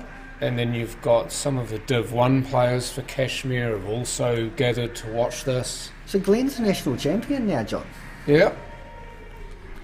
Don't take away the fact that it's the trophy. It's still a really hard tournament to win. There's been 300 people played in this comp starting on... What day did we start? Wednesday. The singles comp started on Wednesday. So he's gone for 150 people today, and now he's number 1. Yeah, so well done, Glenn. Commiserations to Warren. And not too long a time, I believe, we will be having the North versus South match. So Dan and I are both playing in that, so you won't get to hear us on comms for that. And Jan you'll- is sitting yeah. behind us waiting for his turn. Yeah, you'll get Jay Hahn to come in and jump in. Big John Rastafari is just getting himself limbered up And behind I believe us. Sam Hopkinson volunteered to come and jump up here You too. can. I tried Did he? to get him on, so hopefully he'll come up. There'll be a few options. Hopefully someone better than me. Sasmule, as we used to call him. So hopefully someone better than me, as others would say. I didn't say that. I thought you were pretty good. I love a good chat on here, John, and I'm hoping that I won't have to be up here tomorrow. I might come up, but I'm hoping that I can. No, I'm the same as you. I know exactly what you're talking about. John's going to be here get hot. a lot of the day, hopefully. I'll wake up. I'm going to step off. Yes, and done. you guys can. I'm done. I'm going to go downstairs. Can we turn the mics on? Cheers, guys. I'm going to go jump on downstairs and get ready, grab another drink, and get ready for North vs South. Same here, and we will keep the stream running, so please do not go anywhere. I don't know exactly when the North-South is going to start, but you do not want to stay You do not want anywhere to miss away it. from your devices. This ought to be an absolute belter. As Mabel said, go to South. Mm.